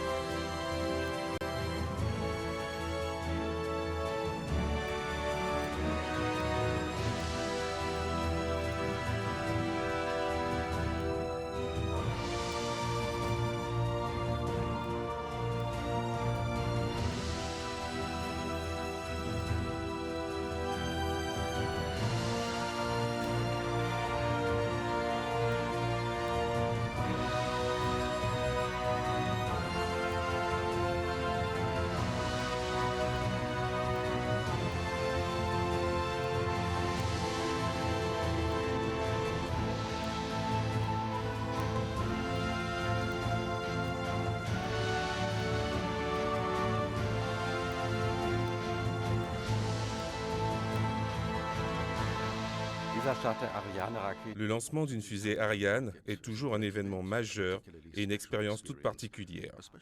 Surtout ici, à Brême, et surtout pour moi, qui suis le maire de cette ville et qui préside la communauté des villes Ariane, qui rassemble les villes où les lanceurs sont développés et fabriqués. La ville de Brême apporte une contribution toute particulière à l'industrie spatiale puisque nous produisons le laboratoire Columbus, le lanceur Ariane et les ATV. Ce soir, le lanceur va décoller avec un logo portant le nom de la ville de Brême et les clés qui figurent sur nos armoiries. Des milliers de gens participent à cette aventure fantastique et l'industrie du spatial en Europe est un superbe exemple de ce qu'il est possible de faire grâce à des projets de coopération de ce type où on met en commun non seulement les compétences, également la créativité, mais aussi et surtout l'enthousiasme de chacun. C'est pourquoi je voudrais remercier très chaleureusement tous ceux qui, chacun à sa place, scientifiques, ingénieurs et techniciens, ont participé à ce magnifique projet auquel je souhaite le plus grand succès pour aujourd'hui et pour l'avenir. Alors pour mettre des noms sur cette communauté des villes Ariane, nous allons vous citer la liste des membres fondateurs. Voilà, en Allemagne, on salue les villes de Augsbourg, Bremen, Ottobrunn et Lampolshausen. En Espagne, Barcelone, Madrid et Terrassa. En France, Bordeaux, Évry, Les Mureaux, Mulhouse, Salon de Provence, Toulouse, Vernon et Kourou. En Italie, Colleferro. En Belgique, Charleroi et Liège. En Suisse, Zurich. Voilà cette liste maintenant. Sans transition, direction Toulouse où le CNES a installé son centre de suivi des satellites. Effectivement, car après la séparation de la TV, il faudra assurer sa mise en œuvre. Et lors des phases d'arrimage et de décrochage de l'ISS, Toulouse sera épaulée par Houston et Moscou. On va découvrir tout de suite cette ATV-CC.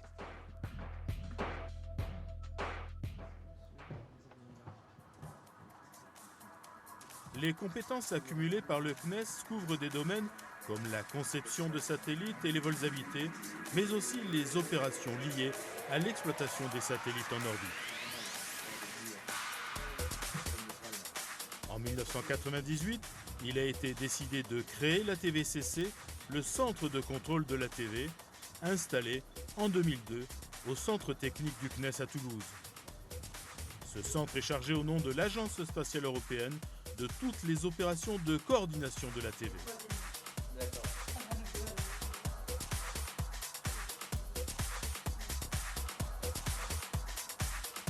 La TVCC coordonne toutes les opérations concernées par la mission ATV, avec à Houston la NASA et les opérations liées à l'ISS, et à Moscou en Russie, sans oublier les astronautes eux-mêmes sur la station, et le centre de contrôle du réseau sol ESA, au centre Columbus en Allemagne.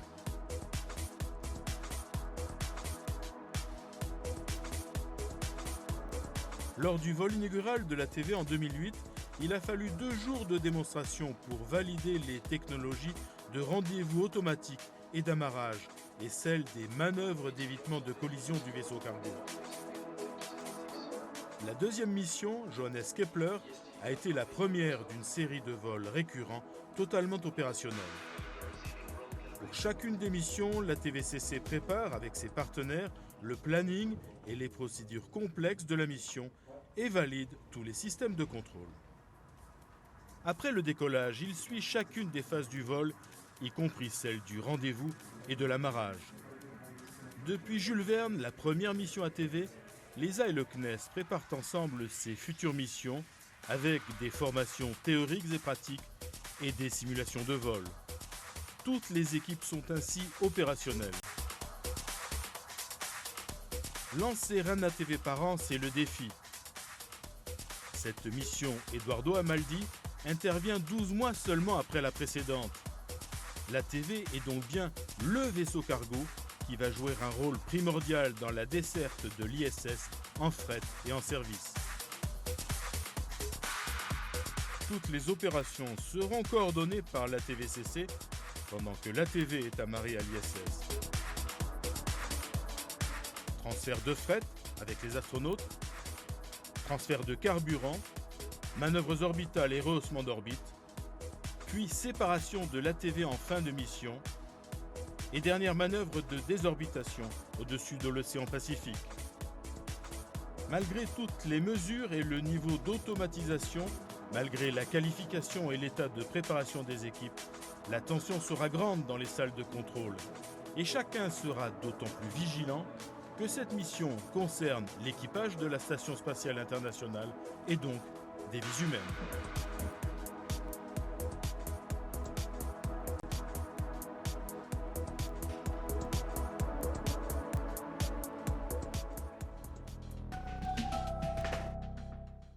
Une mission ATV, c'est donc un projet européen, mais ça va bien au-delà.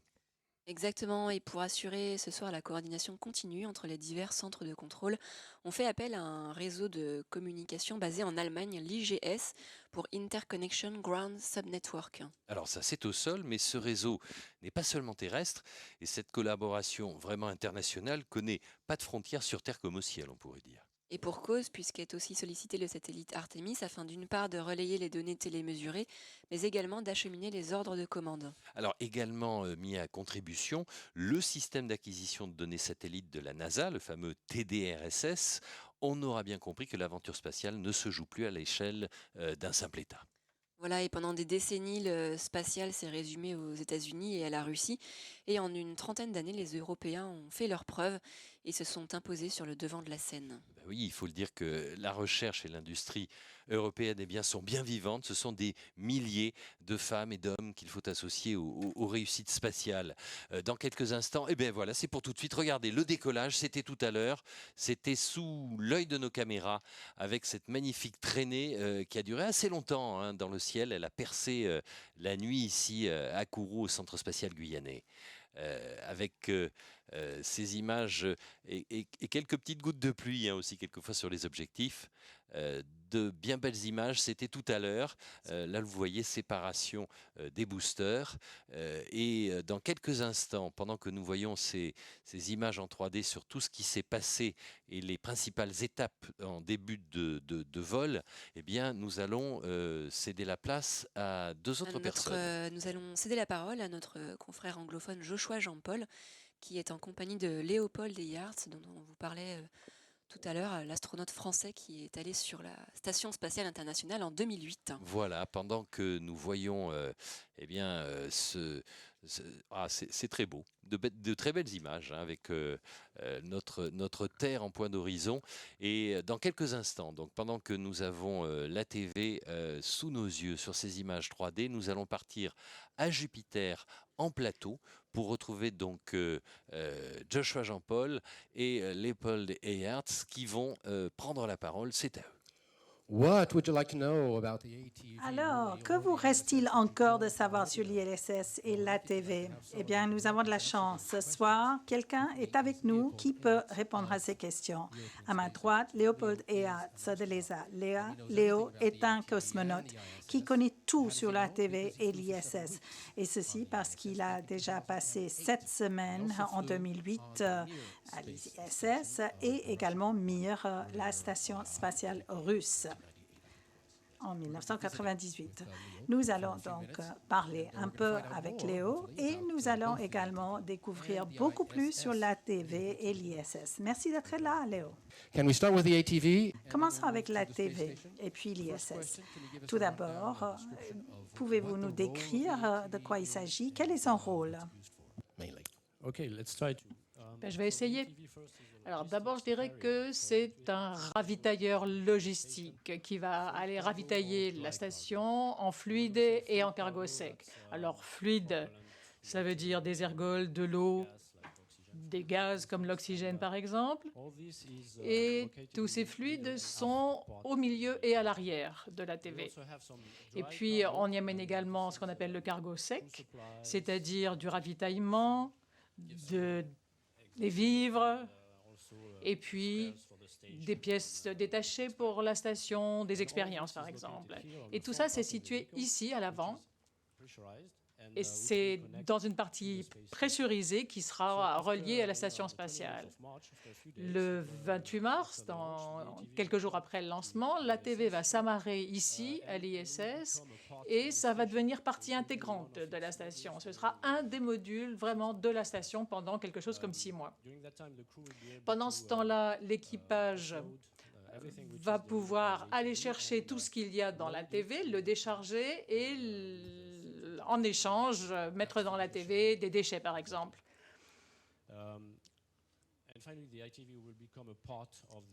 Et donc, l'ATV fera vraiment partie intégrante de la TV, y compris de l'ISS, y compris au niveau de la propulsion. Et il permettra de faire des manœuvres d'orientation de l'ISS et de rehausser son altitude si nécessaire.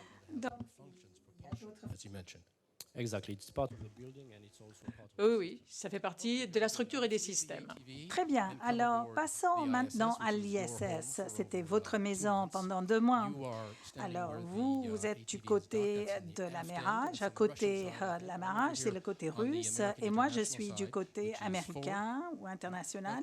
C'est le devant. Que pouvez-vous nous montrer ici? En fait, la surface de la station, ça représente un terrain de foot américain, quelque chose comme ça, en surface.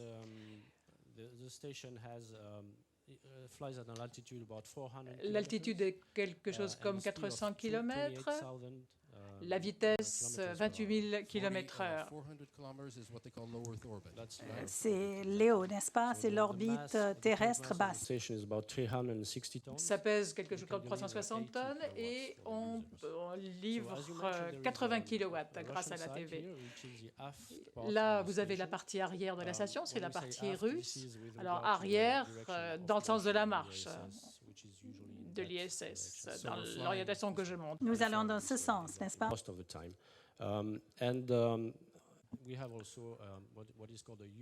Et puis, il y a également ce qu'on appelle un segment orbital américain.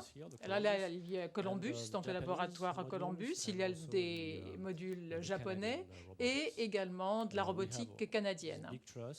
Là, il y a un treillis, toute une structure. Vous voyez les 4 grands panneaux solaires. Et puis, il y a également une sorte de voie ferrée, là, qui permet de transporter le bras robotique ou d'autres éléments. C'est une grande station. Alors, vous avez parlé de Columbus. Columbus, c'est donc la contribution européenne à l'ISS, très important pour les armes. Et votre mission en 2008 était en fait de la mettre en œuvre, n'est-ce pas, cette module Columbus et également le bras robotique. Oui, tout à fait. J'ai participé à la mission qui a livré le module Columbus à l'ISS sur Atlantis, la navette Atlantis. Et on a donc installé d'abord le module, puis on a aussi installé 2 charges utiles extérieures, ici, au-dessus de ces plateformes extérieures. Et donc, j'ai pu utiliser le bras robotique pour ça. Puis la navette est repartie. Je suis resté 1 mois et demi de plus à l'ISS pour terminer l'activation des systèmes de Columbus et pour mettre en place également des expériences scientifiques. Et depuis, le module Columbus, c'est le laboratoire européen qui est en... Et les expériences continuent. J'espère jusqu'en 2020 qu'il pourra fonctionner. Je pense on aimerait bien connaître une journée typique. Je pense que c'est sûrement la même chose que sur Terre. Vous lavez les dents, mais votre brosse à dents n'est pas stable. Oui, c'est une journée ordinaire, comme sur la Terre, pratiquement. On se réveille et on commence à travailler vers 7h30 ou 8h du matin. On prend le déjeuner en milieu de journée, avec 2 cuisines, ici une du côté russe et l'autre là. 2 cuisines? Qui a la meilleure nourriture? Oh, c'est à peu près pareil, mais ce qui est important, c'est de changer de nourriture de temps en temps, parce qu'on reste longtemps. Alors pendant la journée, on travaille également à des activités expérimentales. C'est ce qu'on fait d'ailleurs la plupart du temps maintenant. C'est surtout de la recherche scientifique qu'on fait maintenant. Et puis on travaille également à la maintenance de la station et sur les systèmes. Et puis, on fait également de l'exercice physique, 1h30 par jour en général. Et il faut également nettoyer l'ISS. Et ça, c'est d'habitude le samedi. Vous faites le ménage? Non, pas tout le week-end, pas tout le week-end. Mais d'habitude, c'est quand même le samedi qu'on fait le ménage. Dernière question. De tout le temps que vous avez passé à l'ISS, quel était votre moment le plus important, le meilleur? Oh, il y a énormément de choses dont je pourrais parler, mais je pense surtout au moment où on a terminé l'installation de Columbus. Ça a vraiment été un moment très important. Et moi, j'ai pu annoncer le fait que le module faisait maintenant vraiment partie de la station. Et puis, on a également pu remercier tous ceux qui avaient travaillé pendant des années là-dessus. Et puis, je me rappelle aussi la première fois que j'ai vu depuis là-haut ma ville natale, la ville de Biarritz en France. C'est extraordinaire d'avoir survolé la ville où j'avais grandi, j'ai fait mes études. Très bien. Sur cette note d'émotion, nous allons clore. Nous n'avons plus de temps et j'espère que vous avez passé un bon moment avec Léo et Alartz. Merci. Thank you.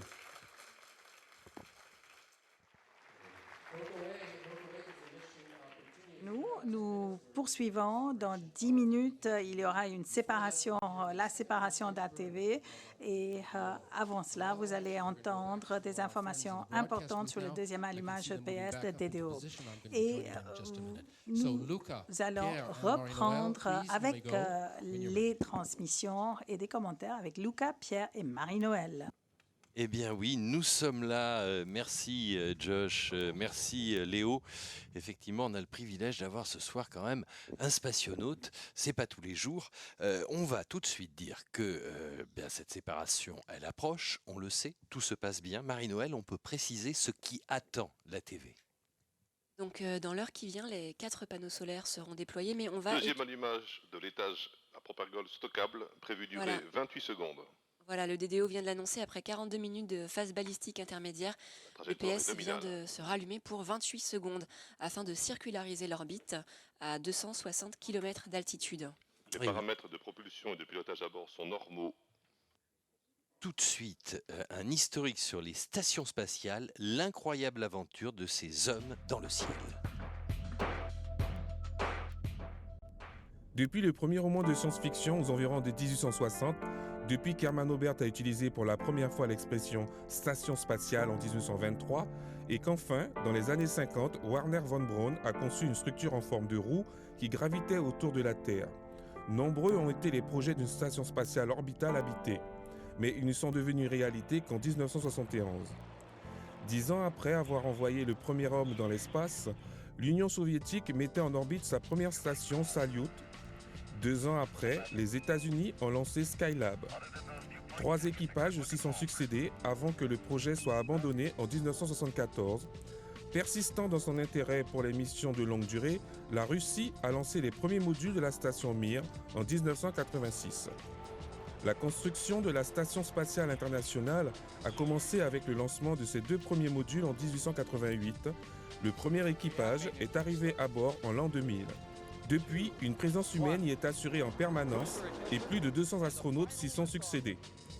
Dès le départ, ce projet de station orbitale a fait l'objet d'une coopération internationale entre l'Agence spatiale européenne, un partenaire clé du programme, les États-Unis, la Russie, le Japon et le Canada. Jamais programme spatial n'a été aussi complexe, que ce soit d'un point de vue technologique ou politique. La contribution de l'ESA est particulièrement importante, que ce soit le laboratoire Columbus, les nœuds de connexion, le bras robotique ERA qui sera mis en place l'année prochaine. La coupole d'observation ou le système de gestion de données pour la partie russe de la station.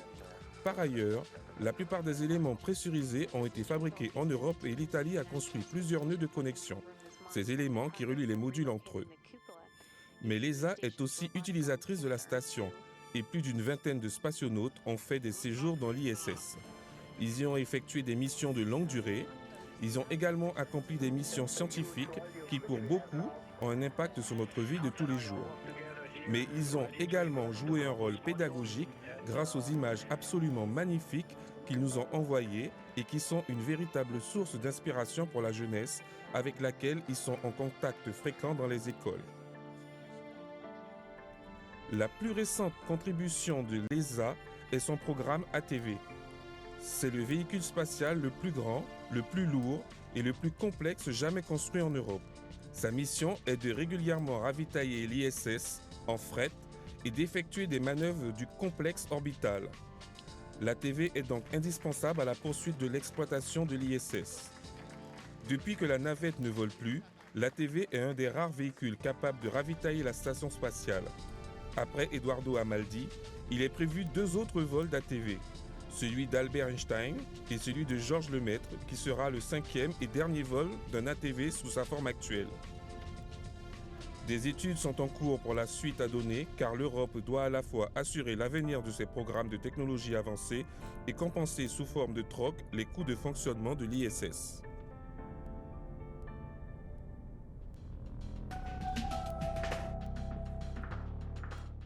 Alors, on va le dire tout de suite, la précision de la séparation, c'est important car ça conditionne la consommation d'ergols de l'ATV et donc le potentiel que l'ATV peut consacrer à la Station spatiale internationale. Voilà, on est à 20 secondes de la séparation et moins l'ATV aura de chemin à parcourir pour rejoindre l'ISS, moins il aura à solliciter ses réserves d'ergols. On va écouter le DDO. Il l'a dit, acquisition par la station d'Adélaïde. J'ai entendu ça. Et donc, effectivement, eh bien, notre ATV, grâce à Ariane 5... Voilà, ça y est, c'est fait. ATV. Bravo. 61e succès d'une Ariane 5. Bravo aux équipes d'Ariane Espace. Ah oui, bravo à elle. Bravo aux industriels. Performance accomplie pour cette version ES du lanceur européen. Oui, longue vie à l'ATV.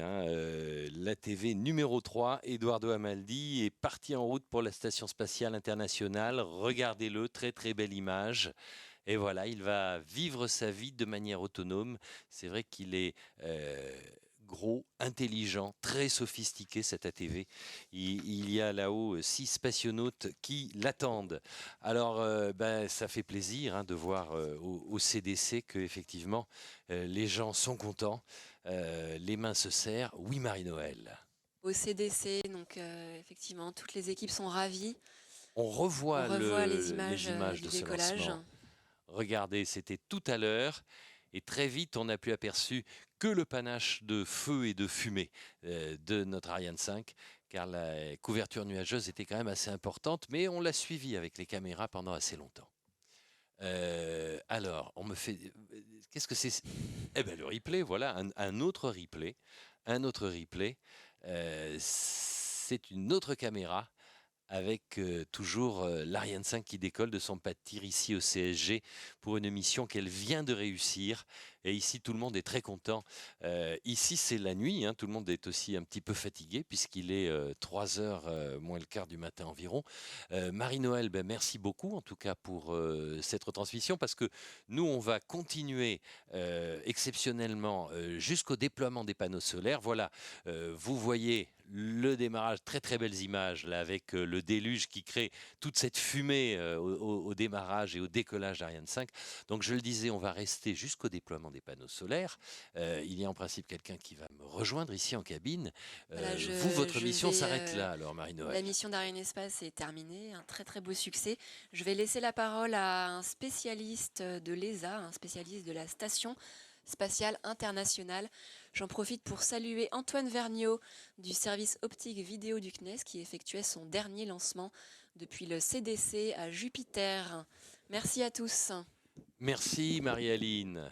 Marie-Aline, c'est pas ce que je voulais dire. Merci à Marie-Aline Bourdon aussi peut-être. J'ai tout mélangé parce que bien sûr on était avec Marie-Noël Ancio, cette jolie voix féminine que vous avez pu écouter, qui vous a délivré des informations tout au long de cette vidéotransmission. Et maintenant, elle passe le relais à Bernardo Patti, qui est avec nous. C'est un ISS Programme Manager, donc c'est quelqu'un qui connaît bien la station internationale. Mais tout de suite, Jean-Yves Le Gall. Comme vous venez de le voir, l'Europe vient de connaître un nouveau succès avec la mise en orbite parfaite de l'ATV Eduardo Amaldi. Et ce lancement était exceptionnel, d'abord parce que, après le premier lancement de Vega cette année, le 13 février, c'est un nouveau succès pour l'Agence spatiale européenne et donc une étape particulièrement importante pour l'Europe spatiale. Ensuite, c'est la 3e fois que l'Europe contribue à la desserte de la Station spatiale internationale. Et enfin, c'était le second des 12 lancements que nous comptons faire cette année, dont 10 ici au Centre spatial guyanais. Je souhaite donc féliciter très chaleureusement tous les représentants des États membres qui ont assisté à ce lancement, en particulier ceux qui nous ont fait l'honneur de se joindre à nous en Guyane. Je souhaite aussi féliciter le directeur général de l'Agence spatiale européenne pour sa détermination à conduire une politique spatiale dont chaque Européen peut être fier. Car ce succès, c'est en fait celui de l'Europe tout entière, de l'Allemagne et du DLR qui a toujours soutenu et participé activement aux vols spatiaux habités et qui a fait décider la TV, de l'Italie et de l'Asie qui jouent un rôle majeur dans la station, bien sûr de la France et du CNES qui a développé le lanceur Ariane 5 ES et qui assure, au-delà du lancement ici au Centre spatial guyanais, qui assure avec l'ESA les opérations de contrôle en orbite de la TV, et bien sûr aussi tous les autres États européens.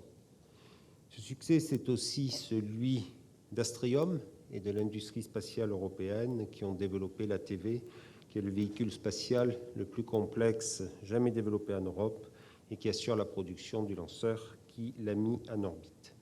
Et à cet égard, je souhaite saluer tous nos amis de Brême qui ont construit la TV et qui ont donné le nom de leur ville au lancement de ce soir. Vous l'aviez déjà fait il y a quelques années, c'était déjà un vol parfait, c'est aussi un vol parfait aujourd'hui. À l'évidence, vous nous portez chance et je crois qu'on peut vous applaudir.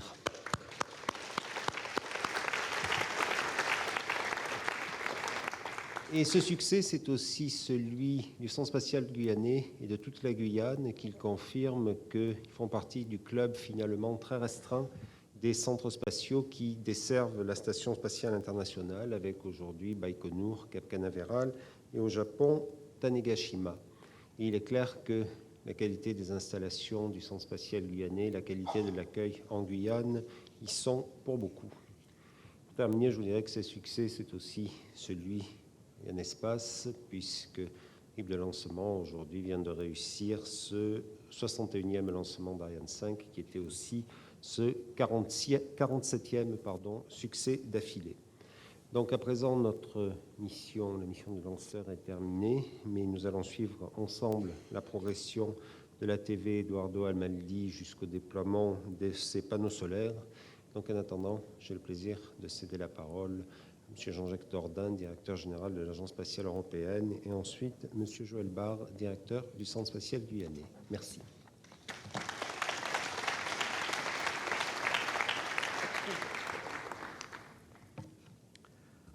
Thank you, Jean-Yves.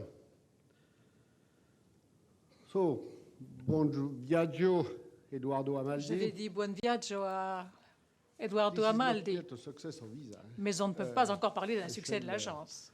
C'est dans 5 mois à peu près qu'on pourra dire si c'est un vrai succès. On n'en est qu'au début. Et la route sera longue. Il faudra 5 mois avant qu'on puisse déclarer un succès. Alors c'est un bon début, c'est vrai, auquel on vient d'assister. Il faut partir à point. Il faut partir à point, dit la fable. Et la TV3 est partie à point et sur la bonne orbite. C'est donc le début d'un long voyage. Il y aura d'autres phases critiques à franchir. La prochaine va être le déploiement des panneaux solaires. Ce sera la première étape importante, c'est dans une vingtaine de minutes. Et puis, il y en aura d'autres, des points de rendez-vous. Et je pense en particulier à un rendez-vous qui aura lieu dans la nuit du 28 au 29 mars, en tout cas en heure de Paris, heure de France. C'est à ce moment-là qu'aura lieu l'amarrage de la TV3 à l'ISS, à la station spatiale. Le rendez-vous et l'amarrage seront contrôlés par le centre de contrôle du CNES à Toulouse. Et ensuite, il y aura encore d'autres phases sur la durée de vie de la TV jusqu'à sa rentrée, qui sera une autre phase critique, puisqu'il est évident qu'il faudra bien contrôler cette rentrée dans l'atmosphère de la TV. Donc on ne peut pas encore parler d'un succès de l'ESA. C'est vrai, rendez-vous dans 5 mois pour ça. Mais je crois qu'on a déjà enregistré un superbe succès pour l'industrie européenne. Comme je l'ai dit cet après-midi, construire, intégrer, lancer un ATV par an, c'est déjà un exploit pour l'industrie européenne. Sous leadership d'Astrium. Et comme l'a dit Jean-Yves, le début de ce voyage, eh bien, il a vraiment commencé à Brême. Et d'ailleurs, ça a pris plus long de faire le trajet Brême-Kourou que de Kourou à la station, quasiment. La deuxième étape est beaucoup plus courte que la première. Donc, la TV est née à Brême. Et le 23 mars, c'est une bonne date de lancement finalement. Je ne vais pas vous parler statistiques. Normalement, pour un lancement, le 23 n'est pas forcément une date extraordinaire. Mais le 23 mars, oui. Parce que c'est le 100e anniversaire de Wernher von Braun. J'ai parlé tout à l'heure de pionniers dans le domaine spatial. Eh bien, aujourd'hui, c'est l'anniversaire, ce serait l'anniversaire, les 100 ans de Wernher von Braun. So, I would like to thank, again, I shall start by the member states. Donc, passons aux remerciements. Je vais remercier les États membres sans lesquels rien n'est possible à l'agence. Making this type of event possible. Ce sont les États membres qui rendent des soirs comme ce soir possible. Merci aux États membres, donc. Mais sans la compétence et sans l'engagement des équipes, les choses ne seraient pas possibles non plus. Je pense aux industriels. D'ailleurs, ce sont les mêmes industriels qui travaillent sur Ariane et sur la TV. C'est en tout cas le même leadership. Mais je pense aussi aux équipes d'Ariane Espace. Encore un succès pour Ariane Espace. Ariane Espace a rempli sa mission. Pour vous, le travail est fini et grand merci pour ce nouveau lancement superbe. Merci aussi au CNES et au CSG en particulier. CSG, c'est vraiment un endroit fantastique, encore plus fantastique maintenant avec 3 lanceurs, Ariane 5, Soyuz et Vega.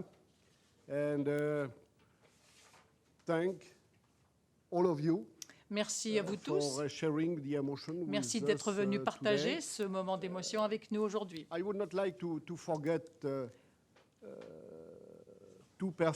Et il y a 2 personnes dont je voudrais absolument vous parler, qui travaillaient à l'Agence spatiale européenne et qui ont contribué à ce succès. Malheureusement, ils ne sont plus avec nous. Ils sont décédés. Et j'aimerais qu'on ait une pensée toute particulière pour eux. Pour nous, ils continuent d'être là.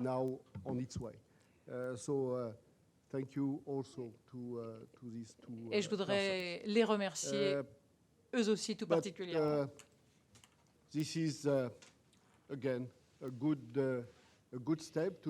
Donc, un bon départ, un bon début.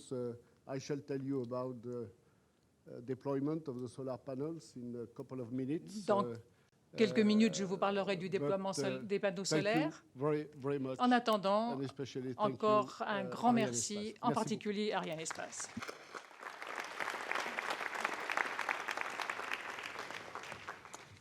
Bien, mesdames et messieurs, bonsoir. Je suis très heureux, après ces propos de Jean-Yves Le Gall et de Jean-Jacques Dordain, de pouvoir associer donc, le CNES et le Centre spatial guyanais à ce nouveau succès. Même si pour le CNES, notre mission n'est pas tout à fait terminée, ça a été évoqué dans les interventions précédentes. D'abord ici, au Centre spatial guyanais, nous allons procéder à la désorbitation de l'étage supérieur du lanceur. Donc cela interviendra d'ici à peu près 4 heures du matin, en heure locale. Donc pour ceux qui sont les plus patients et les plus courageux, n'hésitez pas à rester. Vous aurez encore, n'est-ce pas, des informations à entendre dans vos écouteurs. Il faut en effet désorbiter cet étage supérieur, cet étage à propagule stockable, dans le Pacifique Sud pour ne pas laisser d'objets inutiles en orbite, donc pour assurer une mission aussi complète et aussi propre que possible. C'est ce que nous allons faire. La mission va continuer aussi au CNES, Jean-Jacques Dordain et Jean-Yves Le Gall l'ont évoqué, à Toulouse, où se trouve donc le centre de contrôle de la TV, qui va prendre maintenant la main sur ce véhicule avec les équipes du CNES, mais aussi leurs collègues de l'Agence spatiale européenne, de l'ESOC en particulier, les équipes d'industrie, qui vont donc piloter cet engin, ce véhicule, jusqu'à l'accostage, donc le 28 mars prochain, son stationnement, les manœuvres de rose de l'orbite de la station qui sont nécessaires. Et puis donc d'ici quelques mois, la désorbitation, là aussi, au-dessus du Pacifique Sud, avec une rentrée dans l'atmosphère qui évidemment sera parfaitement contrôlée. Alors pour le Centre spatial guyanais, Jean-Jacques Dordain vient de l'évoquer, nous venons de vivre une période extraordinaire puisque ce soir nous sommes encore une fois le port de desserte de la Station spatiale internationale. Cette action, ce lancement de la TV, c'est quand même une action clé dans l'immense programme de coopération internationale qu'est l'exploration de l'espace par l'homme et par les robots bien entendu. Et ceci se passe ici, en Guyane, depuis cette terre de France et d'Europe, en Amazonie, en Amérique du Sud, où nous sommes tous ici rassemblés ce soir. Et ce nouveau succès vient couronner les 6 derniers mois d'activité que nous avons eus, où en 6 mois, nous sommes devenus une base à 3 lanceurs, avec depuis, vous en souvenez sans doute, depuis septembre dernier, 4 missions successives particulièrement inédites, très spécifiques. Donc les 2 premiers Soyouz en octobre et décembre dernier, et puis le premier lancement de Vega, le vol de qualification au mois de février. Tout ça parfaitement réussi, couronné par le succès de ce 3e ATV. Donc moi je dirais à mon tour merci, bien entendu, merci et bravo à toutes les équipes de l'Agence spatiale européenne, les équipes d'Arianespace, toutes les équipes de l'industrie. Je n'oublierai pas le mot particulier pour la maison Astrium ce soir, puisque quand même Astrium, il est à la fois effectivement le maître d'œuvre du lanceur et le maître d'œuvre du véhicule. Donc bravo à nous tous, bravo aux équipes du CNES, ici à Kourou, bien entendu, aux équipes du CNES à Toulouse, qui ont pris encore une fois le relais, aux équipes du CNES à Paris, à la direction des lanceurs, qui ont fait tous ensemble ce magnifique succès dont je crois nous pouvons tous être fiers, ici en Guyane et en Europe. Merci à toutes et à tous.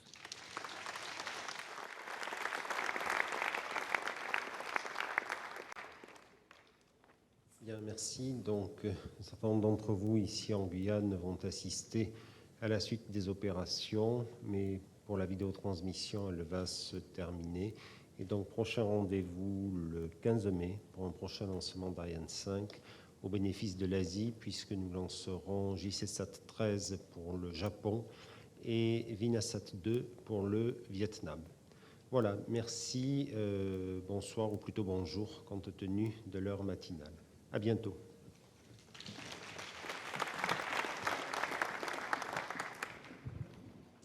Eh bien, voilà pour les déclarations. Tout de suite, on va partir, je crois, avec un clip qui nous présente la gamme d'Arianespace. Et puis, on reviendra tout de suite après. Donc voilà, c'est les 3 lanceurs sur l'équateur. La gamme Ariane, Ariane 5, Soyouz, Vega.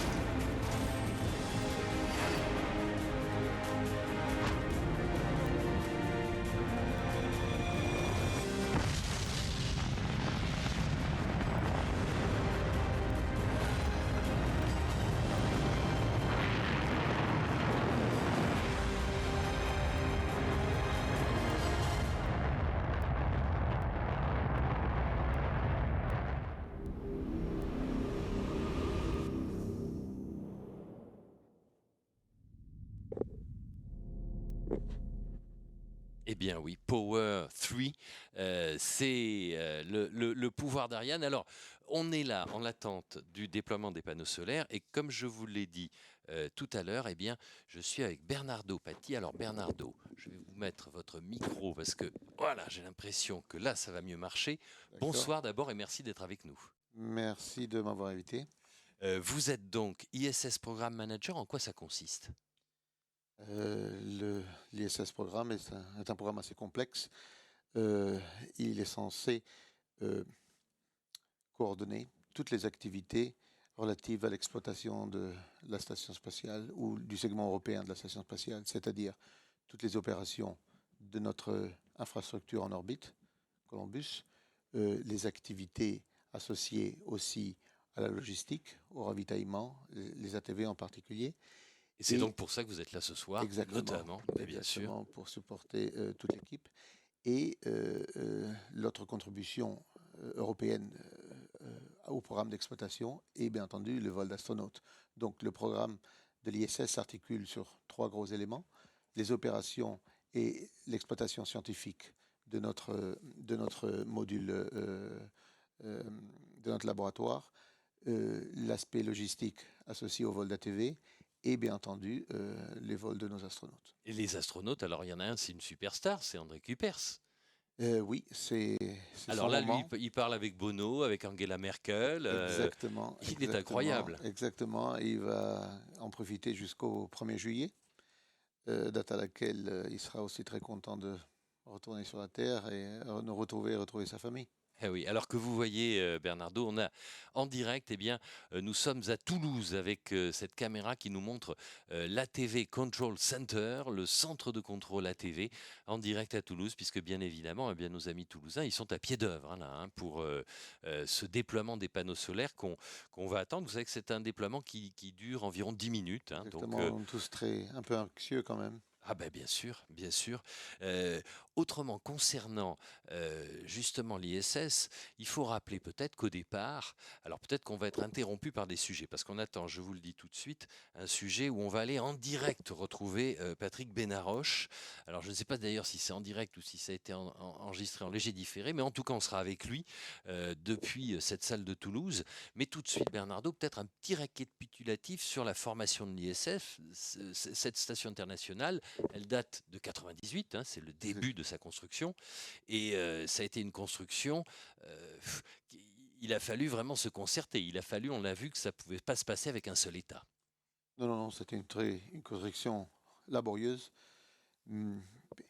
Oui, on a enregistré beaucoup de progrès et aussi certaines difficultés, comme nous le savons. Donc, on a commencé en 98 avec le module russe et avec le nœud 1. C'était les premiers, effectivement. C'était les premiers. Oui. On a dû attendre 2 ans pour recevoir le module de service russe. Et ensuite, il y a eu une très bonne cadence.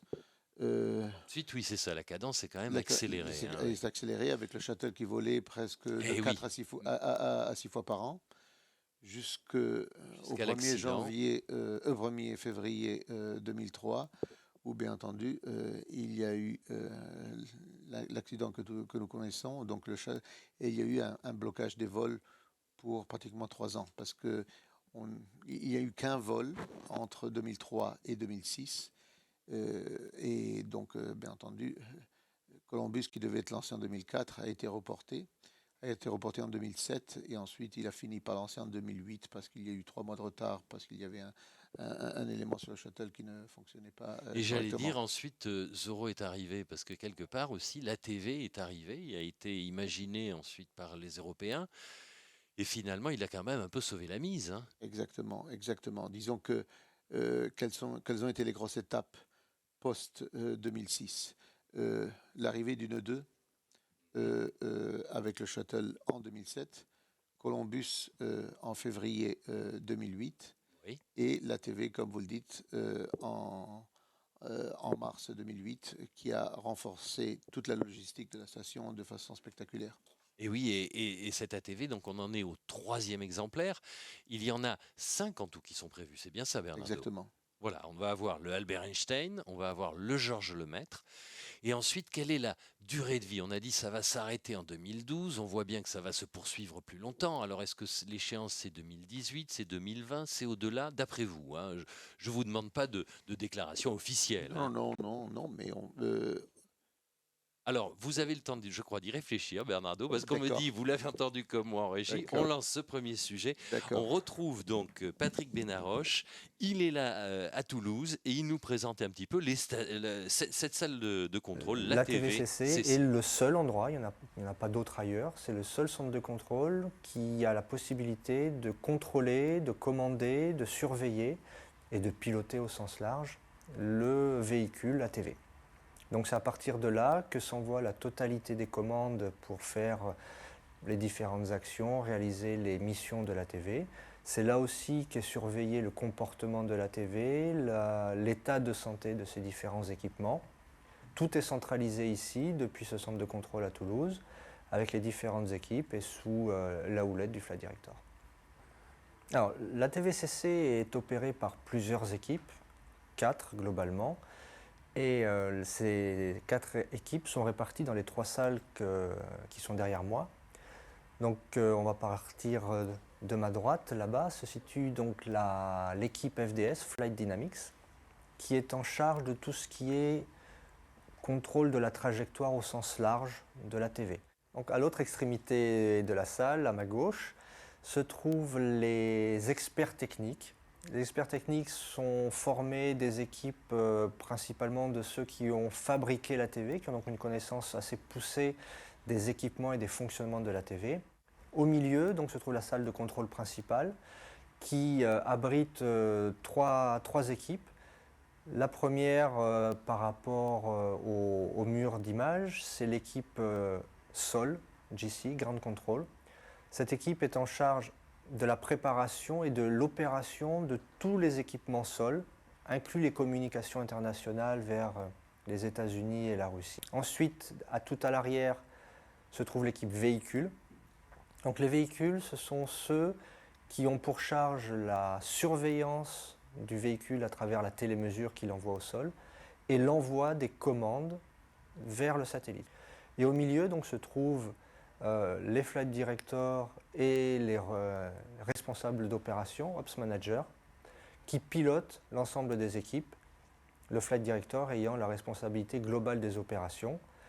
Et à ma droite dans cette salle se trouve le Mission Director, qui est le représentant de l'ESA et qui vient détenir ce qu'on appelle l'autorité mission et qui a la main pour les décisions qui viennent impacter la mission globale de la TV au cas où ça obligerait à raccourcir par exemple la durée de la mission, à consommer de manière notable des ergols ou des choses comme ça pour pouvoir avoir l'approbation du client ESA.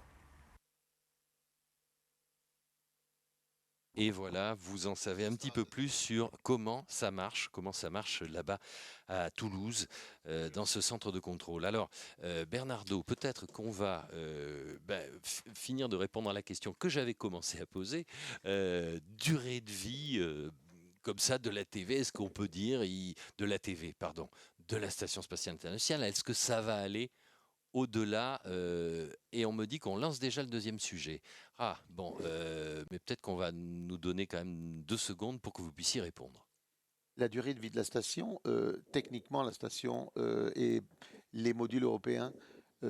On n'a pas le temps. Ah, ils nous ont coupé, mais vous allez répondre tout à l'heure. Tout de suite, on retrouve. Donc après la séparation de l'ATV et d'Ariane, c'est le centre de contrôle de l'ATV à Toulouse qui prend en charge le véhicule et qui va l'opérer pendant les 6 mois à venir. Donc les premières activités sur le véhicule consistent à configurer l'ATV pour qu'il puisse effectuer les opérations de phasage. Donc ça consiste tout d'abord à attendre le déploiement des panneaux solaires qui permettront à l'ATV de recharger ses batteries. Puis ensuite, il y a tout ce qui est allumage des équipements, que ce soit les senseurs stellaires qui vont permettre de calculer et de contrôler l'attitude du véhicule ou les récepteurs GPS qui fourniront les mesures de localisation de l'ATV. Donc pendant les jours qui suivent, Le centre de contrôle va surveiller et opérer le véhicule en continu. Les équipes vont se relayer en 3-8 pour permettre d'effectuer toutes les opérations qui sont prévues, que ce soit les opérations sur les équipements du véhicule ou la commande de manœuvres qui permettront de rehausser l'altitude de l'ATV et de la mener au point d'interface de rendez-vous avec la station. On profite également de la période de montée vers la station pour tester des équipements qui seront utilisés pendant la phase de rendez-vous, comme par exemple le système d'évitement de la station et également le système d'amarrage. Les opérations sont préparées et réalisées en collaboration avec les centres de contrôle de l'ISS à Houston et à Moscou. On est également en relation avec le centre de contrôle de Columbus en Allemagne pour les aspects réseau. Pendant la phase de rendez-vous, par exemple, des représentants de Houston et de Moscou sont présents au centre de contrôle. Ils suivent les opérations et ils sont prêts à intervenir pour améliorer l'interface en cas de besoin. Et voilà, merci à Isabelle, alors que sur ces images, on voit le déploiement des panneaux solaires. Vous savez que c'est des panneaux solaires qui sont en forme de X, comme ça, et qui peuvent s'orienter eux-mêmes, c'est-à-dire aller capter la lumière du soleil, trouver le bon angle pour recevoir le maximum de lumière du soleil et ainsi alimenter les batteries et les recharger. Alors, on va quand même finir par répondre à cette question quand même. L'ISS, est-ce qu'on en a encore pour longtemps alors? Disons que la durée de vie des modules européens est de 15 ans à partir du jour J, où ils commençaient à être opérationnels. Donc, on peut faire rapidement le calcul. Le nœud 2, qui a été lancé en 2007, 2007 plus 15, ça fait 2022, si je compte bien. Oui. Columbus, 2008 plus 15, ça ferait 2023. Et le nœud 3, qui a été lancé en 2009 avec la coupole, ça fait 2024. La coupole, on va le préciser pour ceux qui ne le sauraient pas, c'est ce magnifique observatoire à 360 degrés qui permet aux astronautes, aux cosmonautes, aux spationautes, peu importe comment on les appelle, de tout voir. Le paradis des astronautes. Ils sont tellement contents depuis qu'il y a cet élément dans la station, ils ne se décrochent pas de la fenêtre. Donc oui. Donc vous voyez plutôt une échéance post-2020 alors? Non, je n'ai pas dit ça. J'ai dit que techniquement, la capacité de l'infrastructure est de survivre une échéance 2020 et post-2020. L'échéance 2020 et post-2020 est une échéance programmatique et financière. Bien sûr, également. On a un accord conditionnel pour opérer la station jusqu'en 2020. Et bien entendu, il faut vérifier si les conditions de cet accord sont toujours valables, parce que, bien entendu, on est dans un environnement dynamique et variable, donc les États membres, aussi à cette ministérielle, prendront une décision pour établir les financements nécessaires. On le voit bien, par exemple, avec la NASA, là, qui vient un petit peu d'abandonner le programme sur Mars. Alors, je crois que... Massimo Sislaghi. Je crois I think everything perfect now. ATV is where it is expected to be. Yes, so far, yes. I think that there is power on board now. And when there is power, there is, everything to work. So I think that it's a very good step. Not yet the end by far, but the launch, one step, the deployment of the solar panel, a second step. So I think that it's two good steps at start. For ESA, it's really the illustration of the savoir-faire, the know-how, because when you think of what happened those last months between Soyuz, Vega, and now this, I mean, you must be a very happy Director General. Yes. It's not only ESA, it's also all industry which is behind these three events. But it's true that the launch of Soyuz in October, the launch of Vega in February, the launch of today with Ariane 5 and ETV3. Yes, it's a fantastic 6 months, and because today the picture is very different compared to 6 months ago, meaning that we are now a significant space power. I can say that. Eh bien voilà, c'est sous les applaudissements ici à Jupiter, malgré l'heure très très tardive, puisqu'il est 3h15 du matin. Mais ici, eh bien, les gens sont très contents, à l'image de Jean-Jacques Dordain, qui a vraiment la banane, hein, comme on dit, très heureux de ce déploiement des panneaux solaires, qui est confirmé, hein, Bernardo. Exactement. Vous avez eu l'information aussi. Oui, j'ai eu un SMS. Voilà, donc comme quoi, voilà, tout se passe normalement.